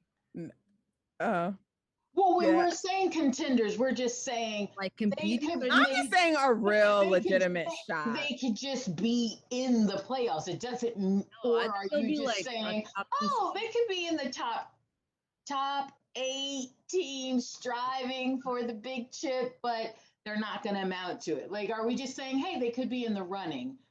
I mean, the real teams to me right now in the West are Clippers and Warriors, and I would need to see now like what the Nuggets are gonna look like healthy again. I don't know what you want, but like I don't really see like Memphis. Like I still don't see Memphis being like that. I don't see Dallas being like that or the Suns. There could be a sleeper team because that happens, but the Jazz could get their acts together. I'm not saying that. I'm just saying, as we're just, checking off teams of, they've got. I probably have the Jazz not even making the playoffs next season. I feel like they will be the team that gets booted.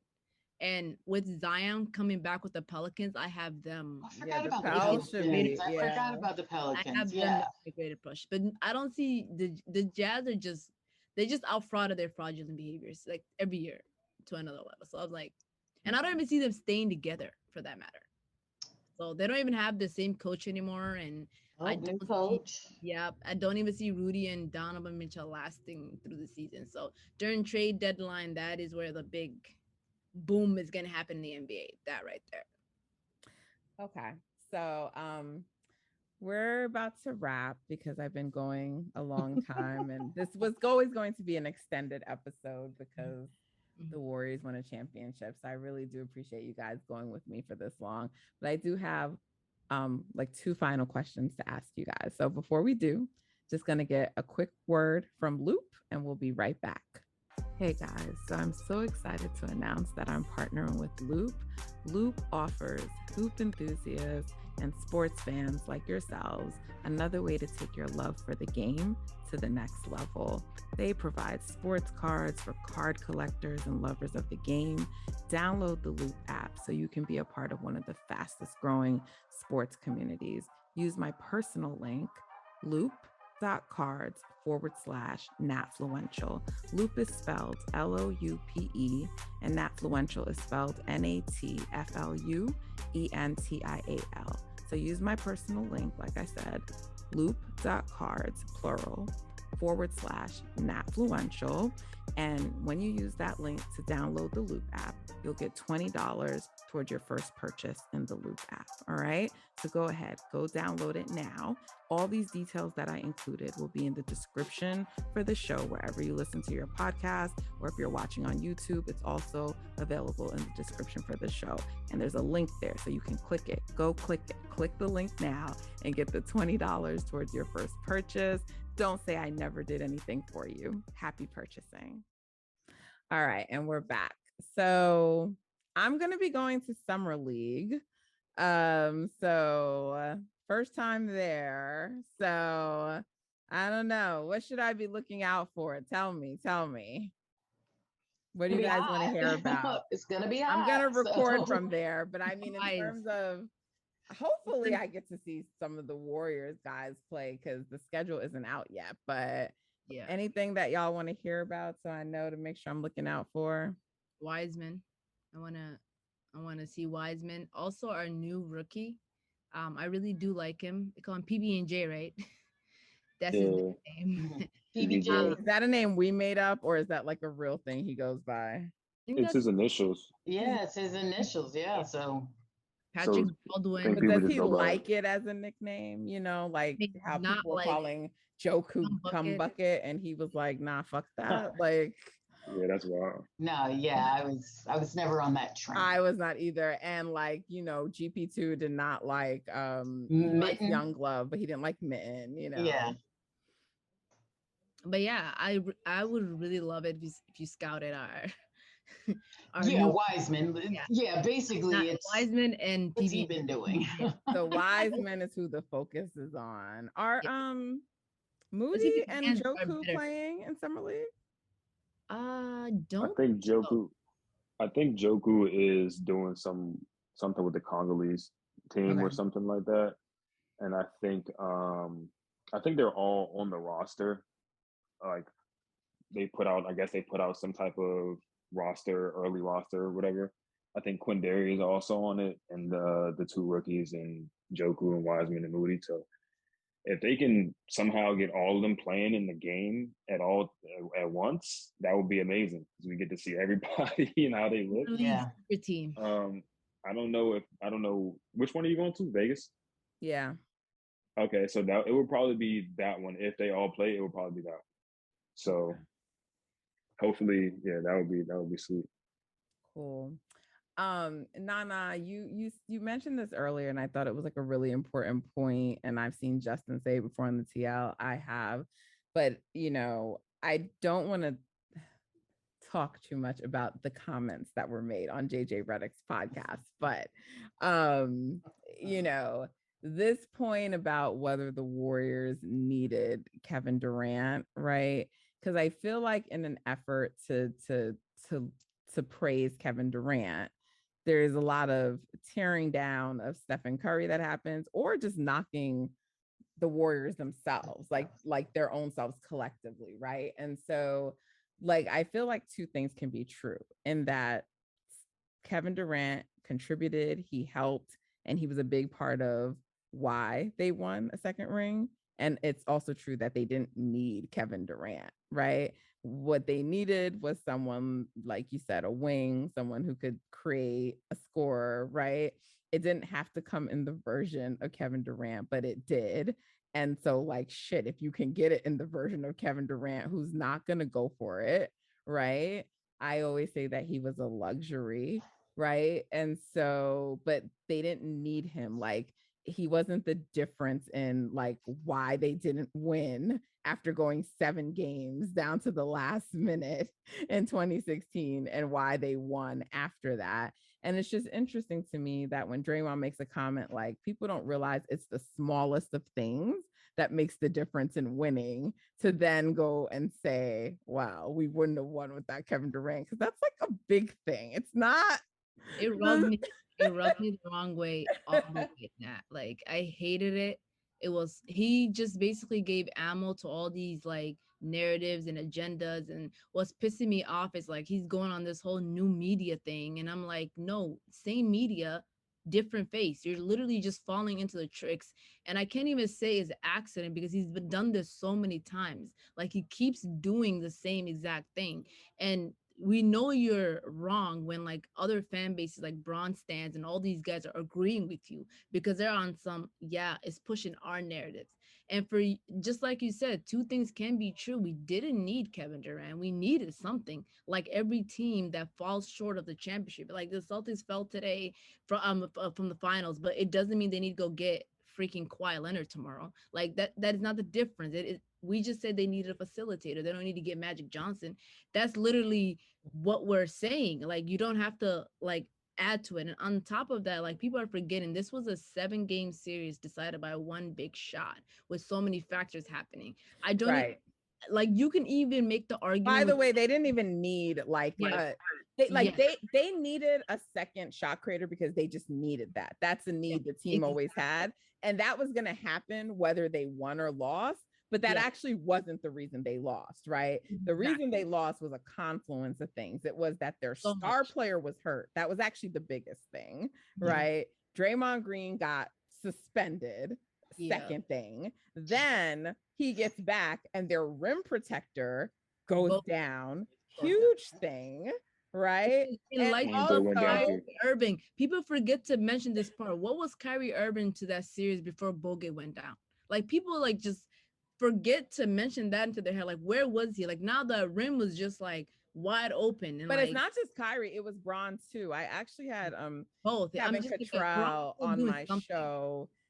He used to be at NBA TV, and like he said, Richard Jefferson said on NBA TV that like the Bogut injury was so huge for them because like Bron, and he actually focused on Bron, not Kai, but that like he could just now go to the rim at will, you know? And so it's like, or Harrison Barnes just shoots his normal things that he did throughout the regular season. Give me three of those makes. And out of all the things Draymond said, the thing that irked me the most was him saying Steph didn't know how to shot create. At that moment, I'm just like, that's your takeaway, bro. What? I'm like, are you okay? Like the guy just won unanimous MVP shooting 50, 40, 90. Shot at least did he not know how to shot create the year before when you won the ring? Like how does that come out of your mouth and you think, oh, he's Draymond, he should know better. He won the scoring title that year. I'm just like, are we serious? I'm like, this is I'm like that part. I said I'm not even watching this interview. I don't even need context. I don't need nothing. Right. That right there just let me know that this man is on clickbait. And that's where they chose to quote it too. That's where his media company decided to quote because they knew what they were doing. Because Nat, if they didn't know what they were doing, that would not be the clip they're clipping out. They clipped out because knowing damn well what he said was very triggering and very like, but it knew the reaction. Annoys me because like, why is JJ Redick like y'all just won and we're asking about Kevin Durant being like, why? When did JJ Redick and fucking CJ McCollum become the protectors of Kevin Durant and his legacy? What are they like on 35 Ventures payroll? And I don't know. I'm not trying to be funny. Like, what is that about? It's being funny because I've never seen a guy get swept in the playoffs, getting all these praises in the same exact offseason. Like, I don't understand. Like, he should be slandered every chance he gets this entire offseason, but instead, he's just been paraded around all day. You would think he won the championship. Like, he was swept. I mean, it swept him. It happened, and it happened last season too when he lost to the Bucks. Line. All I heard about was the fucking foot on the line. Foot on the line. Like, goes scoreless in OT. They get spanked, losing game 7, best player in the world immediately. They won't even say that now about Steph. Yeah, exactly. They won't even say that now about Steph. It's still Giannis, apparently. It's still Katie. Steph can be third, maybe. It's still Jokic. You know, no shady Jokic. I do like look at the mistakes that he makes and nobody highlights it. Like my guy had Drew Holiday on him and took a fadeaway with the game on the line. Like everybody acts like that's just normal. I'm like, that is not normal. Like even with like Katie has always been coddled to me by the media because all we heard about in that finals too is, oh my God, J.R. Smith forgot the clock. How about Katie not boxing out J.R. Smith? Why the hell was that not? The game was not. Why was that not ever mentioned? We hear about the free throw that Grant Hill missed, but we never hear about how tall is J.R. Smith? I don't even know. How did he outbox?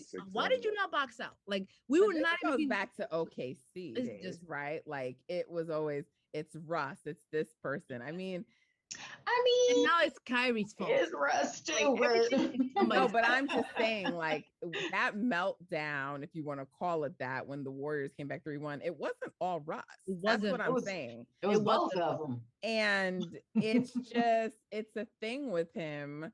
Really, honestly, it's very similar to the LeBron treatment where his teammates get blamed for it all, and like they get away scot-free and being called like the best. So Steph surely doesn't get that, no matter what goes wrong with the Warriors. Dre misses a floater at the end of a play-in game, and somehow it's Steph's fault. Airballed a floater. Yeah, it's different than Bron and Steph, because we've seen Bron when he played bad in 2011, he got murdered for that. You know, he still gets murdered. Steph gets murdered for everything. He gets murdered for even playing well. KD, scot-free, completely Teflon. It doesn't really make any sense. Like we said, 2016, a lot of people just blamed it on Russ. Anything OKC related is automatically Russ. Anything now, it's like his teammates got hurt or he's still the best player. It doesn't matter, right? It's just kind of like everyone's in love with the whole like you create a player on 2K, you're always gonna make KD super tall. He can handle, he can shoot, he can do everything. So it's kind of like likes to hoop, Justin. You know, right. He just likes to hoop. Has 4 rings now, and there are people who still have trouble ranking Steph over Kevin Durant all time. It's because of his build. Is his. I was like, people, what? People think it's 2K. People think real life is 2K. And he would be like, everybody's unanimous top 5. I went on Brother from Another, and I was like, no, like you guys need to. Stop this.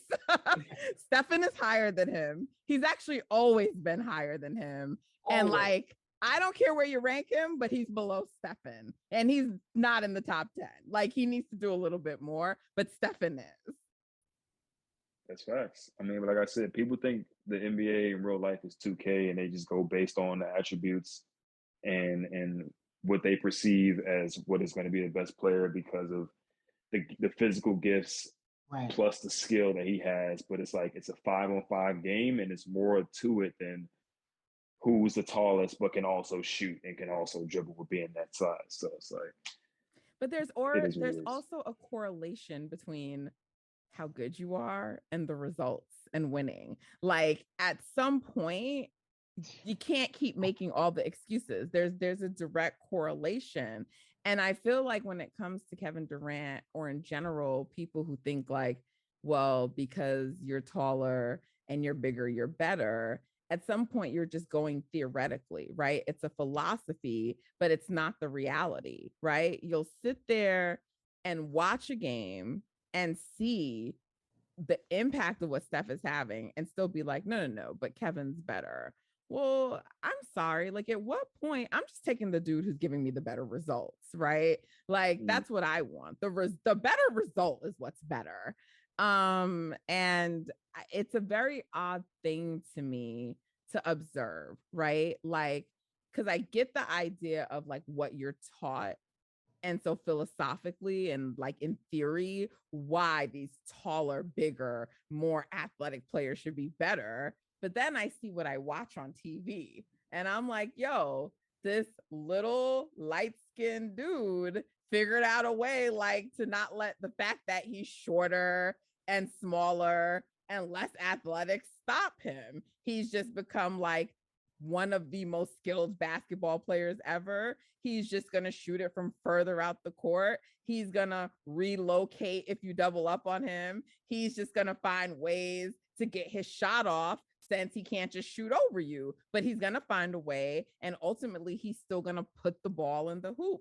So why are we not putting him in the same conversation with the other greats? Why? Why are we still fighting this? And I am of the belief that when Stephen's career is all said and done, when it's all said and done, that you're gonna have to talk about him in conversations with Jordan, right? Like, I don't believe it's gonna just continue to be. First of all, for me, it's not just Bron and MJ now. So that's not what it is for me anyway. But this dismissal that he can never get into those conversations, I reject that. How do you guys feel about that? Because I think we can close on that. Yeah. If I want to know what you guys think, but I'm just saying the subject because it really, I mean, I'm not like, there are some people who already have Steph like say he's top 3, he's this, whatever. I have him top 7 right now, right? But I think he's gonna finish on Rushmore. That's what I think. Definitely agree with you. Yeah. The only thing left on Steph is longevity. And once, like, I feel like he'll play into his 40s. I believe that. Because his skill doesn't require much athleticism and all that other extra stuff that really goes away first. So I agree with you. I think he'll be a Mount Rushmore player. We will be discussing him of all time, and I think he will get the extra points. And I don't know when it'll happen, but eventually somebody will recognize that his height should put him above a little bit more because it's a lot harder to be Harder. into these conferences. Exactly. And right now is like a diss, but eventually it'll be like, oh, and he did that. The way we used to like love and acknowledge. I love AI because that's my guy, but we always bring up AI as high as a bonus, as a good thing, not as a negative. Whereas Right. that's like it's a negative. You were small, so you're not part of it. So I agree with you. And AI doesn't have any rings to my recollection. So, but again, Stefan checks all of the boxes. He's already accomplished everything, yet there's still something that he just hasn't done yet. He's not going to get any taller, folks. He's not. I'll tell you This what is he hasn't done this yet. is it. He Oh, hasn't. He's not darker, and he didn't come from a fatherless home with from the hood. So right. therefore, like, I'm not trying to be funny, but like No, it's, but no, and you're he doesn't absolutely play correct. he doesn't play basketball the way bag Twitter would like. I mean, like, some of this bullshit is really what feeds And the narratives. Even though they would it's all like his crazy. skill, though, it's absolutely incredible. Justin, that was for you. Yeah, shout out to that guy. But back to the bag Twitter comment. It's crazy because his bag is crazy. I don't really understand what people want him to do. I guess they want him to take more middies, but he's mixing people 30 feet away and then shooting bombs. Like, I don't understand how They don't want the him to whole take like pity, Justin. They want him to dribble a million times, then take the shot. They want him to and act like Kyrie Irving. They want they him want to the post fadeaways. That's what it they want the is. highlight reels. They want him to disinvolve all of his teammates and just say selfish basketball. That's what they want. Mhm. And by the way, That's Justin, I think you know this about me, but that whole longevity shit to me is bullshit too, because it's not more impressive to me to take longer to do something. Like, if I accomplish the same amount of things as you in a shorter period of time, that's fucking better. Like, there's no argument to me. And like, that's first of all, I've never even heard longevity used until Braun, to be honest. And I'm not trying to be funny. And I'm not saying that it's not impressive that he's been playing, but like, is it dominance if you're like not even making the postseason? Like, why do I care about the kind of season LeBron had this year when his team is home? Like, that doesn't matter to me. Like, if we really want to talk about it, Michael Jordan, when he was playing with the Wizards, was still playing a pretty high level of basketball. Like, he wasn't, people will act like he was ass, but he wasn't. And I'm not saying he was playing like LeBron James either, but he wasn't playing like ass either. Like, it's just like we don't care about it because like the winning wasn't happening then. So he's just the only player where longevity is used to make this argument, in my opinion. Yeah, there might be like a few extra exceptions about him being the GOAT. All the others did it in a relatively shorter period of time. We say, like, what would Magic have been if his career wasn't ended early? What would Larry Bird have been if he didn't have the back issues, right? But like, they got all those titles and rings and stuff in the short time that they played, where LeBron had to do it in a longer period of time. So the way that I feel about Steph and longevity, I feel is like he's sustained greatness for a long enough period of time. It wasn't like a 2 to 3 year stint, right? It was Right. like, it's extended long enough that I don't care if he doesn't play 18 years versus like 15 years. Like, that, like, to me, that doesn't matter. But I agree that it's a resume building thing, right? Like, you have to still get the closer to the same number of accolades as those others, right? Like, I like, and what I don't do with him that people did with Braun is that they had Braun in those conversations when he had like 2 rings, like when he wasn't even there yet, So like, I feel like the fact that people have such issue when Stephen has 4 rings, like, that it's still like crazy to them to put him in conversations with Bird. It's like, come on, y'all are just fucking ridiculous now. Yeah, for sure. I mean, you look at people like to bring up longevity and stuff like that. I think they usually want to bring that stuff up when it comes to like all NBA selections and all star selections. And it's something to be said about being that type of player for that long. But in the context of like you're talking about greatest players of all time, then you really just want to talk about like how good were you when you were at your best? Right. Exactly.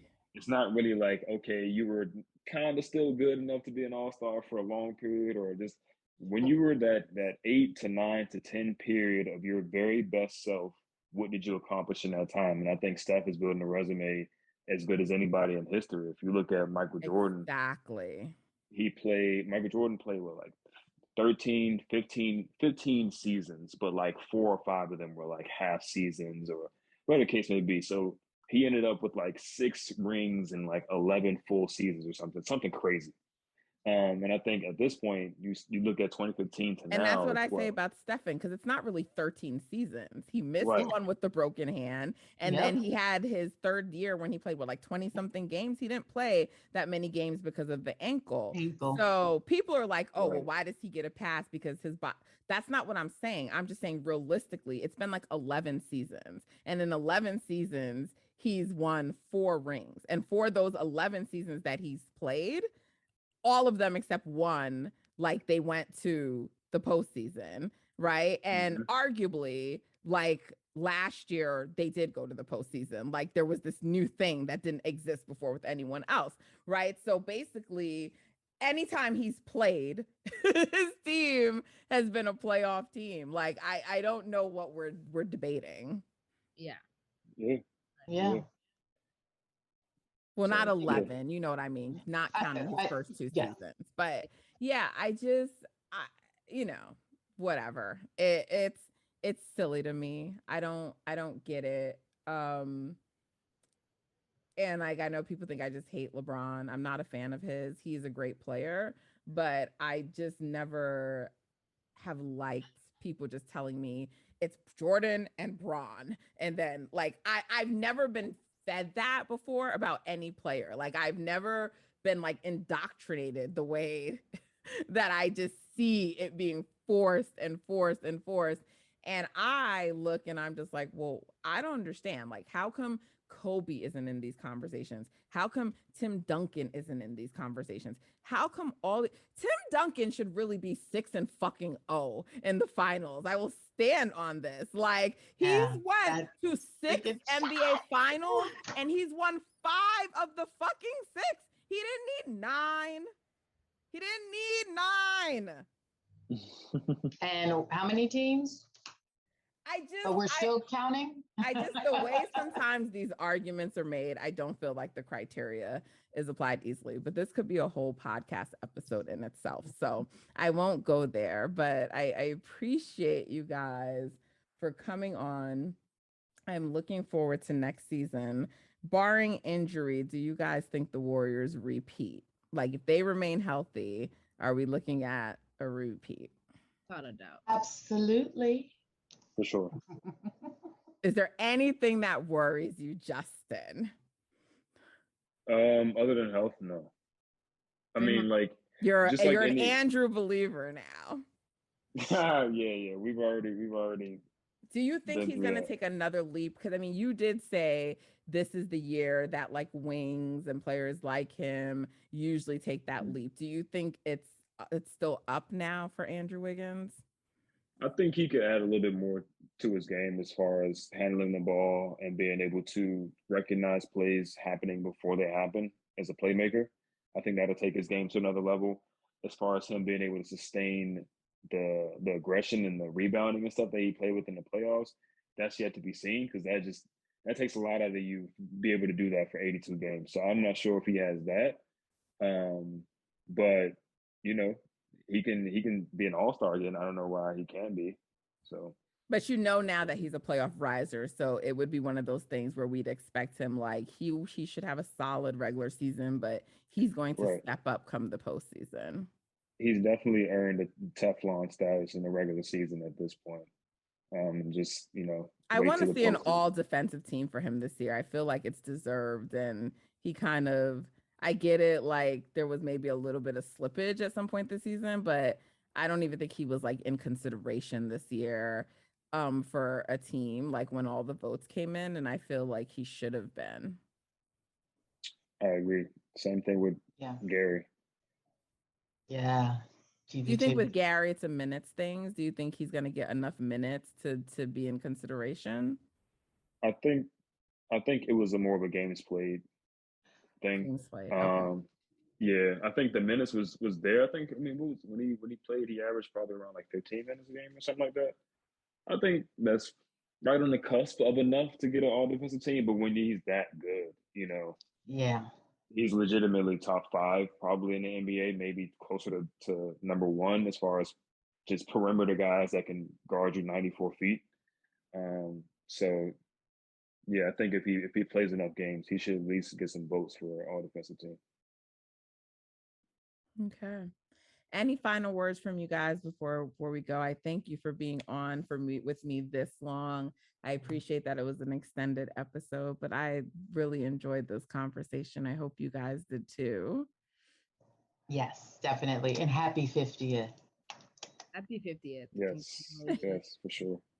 Thank you. Nana, do you have any final thoughts that you want to leave us with? Say to the haters, I know you've been holding things down on the TL for us. Yeah, I've been wilding, but I'm on them 3P vibes, but let's get the back-to-back first, and I think we're good. 3P. Shit, man. If Steph gets the 6 rings, y'all. That's for me right now. Do you know the belligerence that will come out of me? I'm already being belligerent right now, so at 6. Oh yeah, let's you're right. One at a time. Let's get the repeat. Where do you enjoy this moment? Where do you have him ranked right now? I don't know if you saw my list. I have him at 7. Okay. And I feel like I want to rotate some of the guys. I have him above, but I still have him at 7. But, okay. And I have him at 7 too. I feel like I don't think he needs another ring for me to move him closer to like 5 or 4. I feel like if he doesn't win another ring, I'm totally fine. It just depends on what more he can do on the court and what he can show us, And I believe he will, Steph. I mean, 2020, like I know we didn't win that year, but 2021, what he did, that alone had me cracking into the top 10 without the ring. Like people didn't have him there. Like before the ring, like what he was able to do in that season with Ken Bazemore, I was like, yeah, you that dude. What about you, Kariemah? Do you do top 10 lists or? I don't. That's fine. Okay. So give me your final words, whatever you want them to be. I just think we're going to be great again next season. We have what it takes. And I think we put this taste in the younger guys' mouths and they saw it. They saw their hard work, kind of just blossom when it mattered most. And I think Jordan Poole will take that leap because he's tasted it now and he saw what he could do once he actually figured out like, oh, wow, wait a minute. I can do these kinds of moves. I can make these shots. These guys do count on me. I'm a part of all of this. And so I just think sky's the limit for us. And of course, teams are going to be gunning for us like they were even when we were winning 15 games. They were still, wanting to, shut us down just so that they could say they beat the Warriors. Ha ha, hee hee. But, we will continue to have the last laugh. Okay, last laugh, repeat on deck. All right, Justin, you're gonna close this out. So one, I want to know where you have Steph ranked, and then I don't know, you give me any parting words that you have. I know you're not always a man of many words, but you're gonna do it today. You're taking us home. Yeah, as far as the top 10, MJ is obviously number 1, and then it's different how I do my top 10. It's kind of like you want to do it in tiers because so many guys are interchangeable, just so many variables go into people's careers. So MJ is undisputed number 1, and then you kind of have that second group of Magic, Kareem, LeBron, who are in that upper echelon right underneath. And then Steph's probably in that group under that group, where it's like he probably needs like one more chip or something like that, or just, just more, just add into the resume a little bit more. Right. I agree. And it's as far as just players, period, it's like, who would you pick? I'm not picking 6 players over him. You know what I mean? Like it might just be MJ, and then it's like after that, it's like you can kind of pick whoever you want, really. As far as peak and as far as like you want an all-time draft players at their very best, it's like MJ first, and then everybody else is like, I don't know, I might go Steph after that. So yeah, that's kind of where I'm at with it. As far as resume, he's probably in that 5 to 7 range. And then parting gifts, parting words, I guess is, everybody's going to be better next year. Like you said, Jordan Poole is going to be better. Wiggins is going to be better. Clay is going to be better. All the young guys are going to be better. Hopefully Draymond sustains where he's at right now, especially the way he's talking. Okay. And then they're going to be, what he also said they're going to win 3 out of the next 4. So did he? Look, did he's so. been a prophet with the words, though. I cannot front on that. Yeah, he said 3 out of the next 4. That would be outrageous. Are we losing one? I know it. That's what you want to focus on. I mean, the only time they lose is when they're not healthy. So, like, yeah, I just want the 3P. I really do, because we weren't able to get it done the last time around. So, I want the 3P. I feel like what that will mean to add to the dynasty, but also to the legacies. Woo! Yeah, that's rarefied air right there. You don't repeat. I mean, you don't 3P. Like people just don't do that. It's so hard. And in this era, yeah, that would be insane. But they got to fill up the hand first. One at a time. We focus on next season. I was really, well, not really, but I was a little disappointed that we didn't get to the 60 wins, and it really was a health thing. So I would love to see them healthy, because I think they easily get to 60 wins if they're healthy. Yeah. Oh yeah, for sure. I would love to see a dominant season like that again. So yeah, I would like to see them finishing as a top 2 seed at the worst. I don't want 3. I know people are like, oh, seeding doesn't matter, blah, blah, blah, blah. Seeding matters. I feel like that bared out too in this postseason. So yeah, I still want them to get a top seed. And yeah, I'm looking for that 3rd MVP for Steph. I really feel like he needs one more for his resume. I really do. And I feel like 2 times now he had the chance to get it. And last year, a little bit more, the organization let him down. This year, I think it was Steph, but I also think him allowing them to just play around too much, like a lot of the experimentation that went on throughout the season really didn't seem necessary. And I don't know how much it ultimately helped. So I hope next year it's just like, all right, we're back to normal. Let's just get back to business, how we do things. And I feel like as long as they're doing that, like, I feel like he walks into an MVP, right? Like, that's honestly how I feel. And yeah, I think it'll be, I don't want to say it's going to be like 2016, because obviously they didn't end the best. But after that 2015, where they kind of figured out this is our identity, and they went to 2016 already like with the main group, and everybody knew what they were going to do. So they just executed it and just destroyed everybody in the regular season. Yeah. I think it'll be something similar to that. We got a 3rd sniper now too. So here's Moody's coming up. Moody's coming up. It might be 4. You guys, you heard it here. You heard what we said on All Nat, so you can hold us true to our words. But you've heard some of the best in DubNation talking. So if you're not already following each of these 3 wonderful, amazing people, make sure you do. Please let them know where they can find y'all, your handles. Kariemah, go ahead. I'm at the Sports Connect. It's spelled kind of funky, so don't ask me, because I'm not really, I'm all like whatever, but you'll figure it out. Just look up the Sports Connect. It's missing a letter somewhere. It's missing a letter somewhere. Nana, where can they find you? Yeah, my name is a little like boy, don't try me, but as long as you're fine. As long as you don't try me, it's perfectly fine. It's just boy, don't try me. At boy, don't try me on Twitter. I'll have to learn the backstory of that handle one day, but yes, I love it. On Apple or Spotify in the database with Nana. Justin, where can they get you? At the package JG on Twitter, all spelled normally. The package JG. Yes, and I am Natfluential on Twitter, all Nat on this pod. I'm also the creator and one of the co-hosts of the Hoopstresses, another brand that you should be following. So I'm doing a bunch of things, and for the off season, you should expect with all Nat to have episodes every other week, not weekly because it is the off season, but you can catch them every other week or to coincide with any breaking NBA news.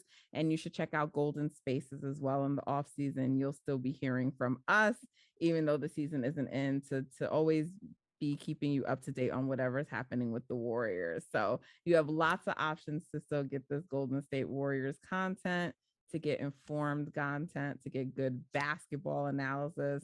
So check us all out. We appreciate the support. The Dubs won. We're the champions. Don't let people tell y'all that we only have this summer or a certain period to talk our shit. We talk our shit all summer, all next season, and we talk it until someone defeats us because we are the champions.